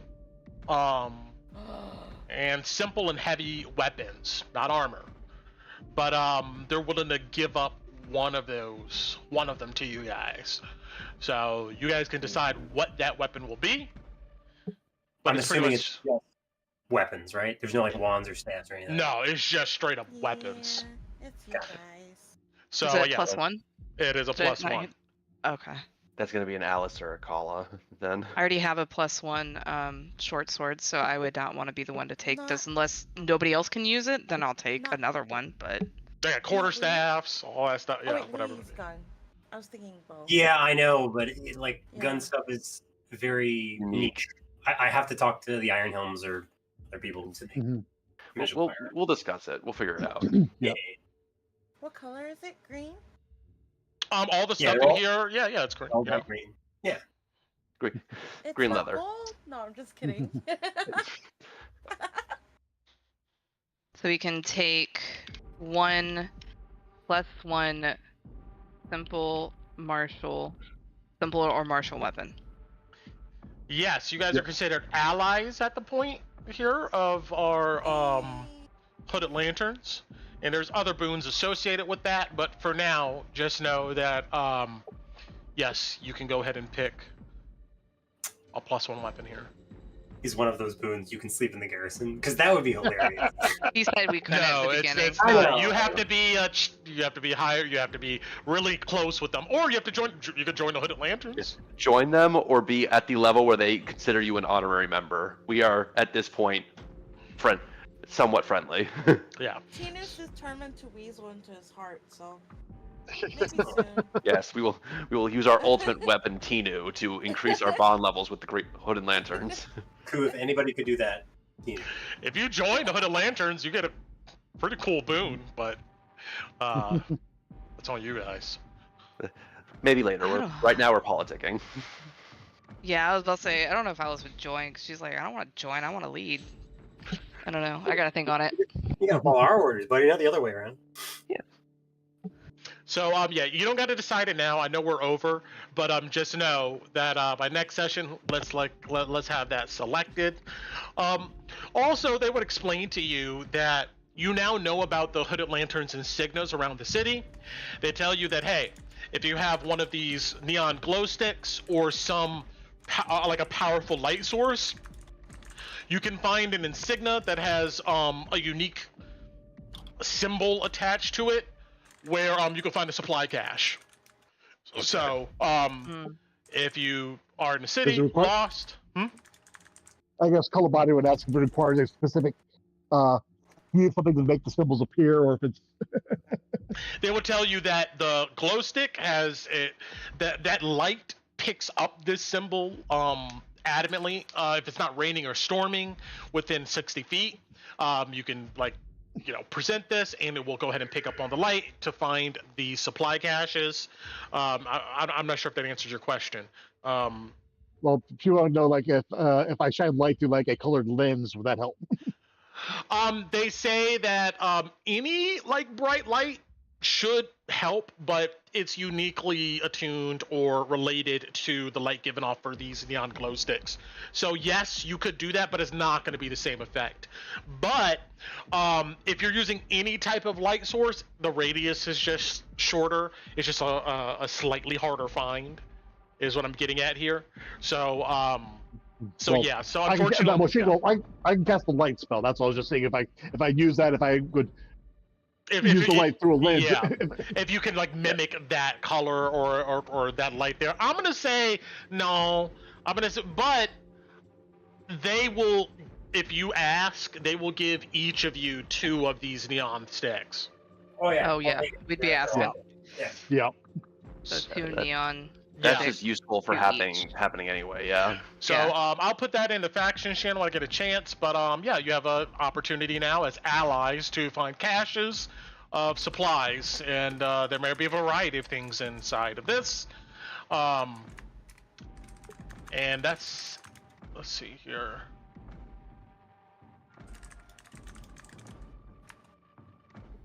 That's my inventory.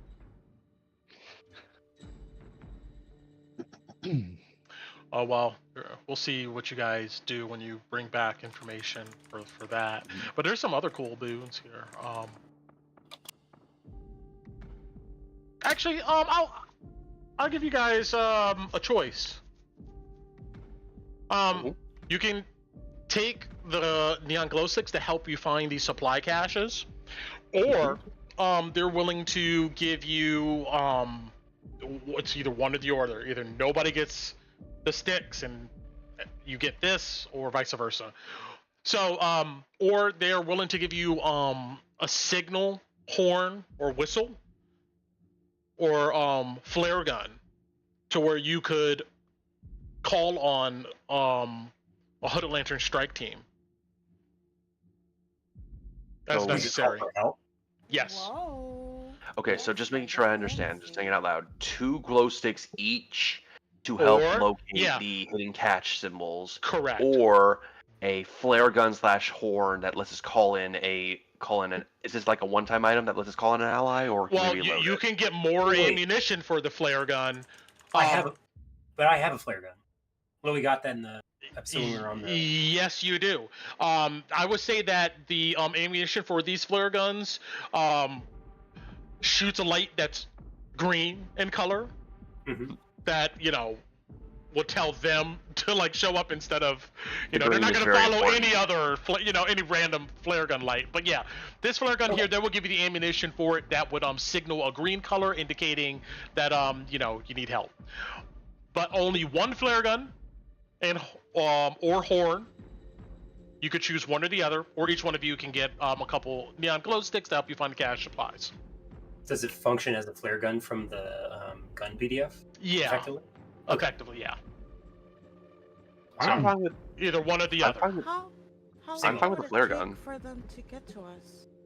You don't know. I know, but Depends on where we're at in the city and yeah, if there's yeah. patrols nearby or something. Yeah, I could see that.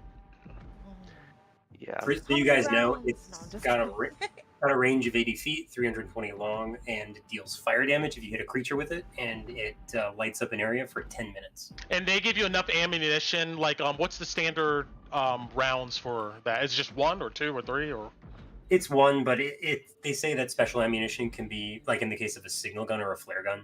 They'll give you, they will give you 4 rounds. Okay. That's a tough call now. And the horn does the same thing though, right? And it doesn't need ammunition. I mean, I think But at this it's point, but we it's, said horn, audible. but we went with flare gun. Yeah, it's just different. It's audible. I would say that the flare gun probably has more range than horn. But the horn, you don't need any ammunition. If we take that option over the glow sticks, I would prefer the gun. Yeah. But I'm willing to I'm take the flare okay. gun, not only for the reinforcements, just to have an extra flare gun in case we need it, because ranged projectile fire damage could come in handy. I'll tell you guys this too. Guns can be modified in this game, and that includes that flare gun. I'm down for the flare gun. I'll put my vote for that. Yeah, I'm fine with flare gun. Yeah. Okay. Okay with anything. All right, you guys, it can add a flare gun with 4 rounds of ammunition that burns a bright green color, and there is a certain amount of time it takes for them to show up. So, and it's random who shows up. So it may be like an awesome group of people who show up, or it may be Torren and like Torren and company. and 3 of his buddies. You know. Like, Yeah, for anybody who. Yeah, spoiler for anybody who came in from the Rime of the Frostman campaign, it's not looking like we're gonna have Proctor 2.0 here. Yeah. It's not Proctor 2.0. No, it's Torren and the guys that were in Ansem's group. They've come back to prove themselves. That they're not a bunch of Yeah. He knew to get Proctor 2.0, we have to get good in with the Academy. There you go. There you go. Yeah. Right. But then they won't love me like Torren does. But all right, so all right, you guys got the flare gun, and like I said, just know that it's random who shows up. So you could be really happy or really sad. So Really? Instead of them saving us, we're saving them. yeah, or they show up and there's a certain time limit. You know, I mean, you might it'll be sad if like they show up after the fact, like, hey, we're here. But I'm gonna go by the randomness that they have here for it. But you can add that, and you guys can pick a +1 ranged or melee martial weapon. Yeah, we will discuss that before next session and figure out what we want. Because it's probably Kala or Alice. So. Got it. All right, and that is it. Thank you for a great session, guys. I know we're over. I'm ending the stream. We'll see you next time.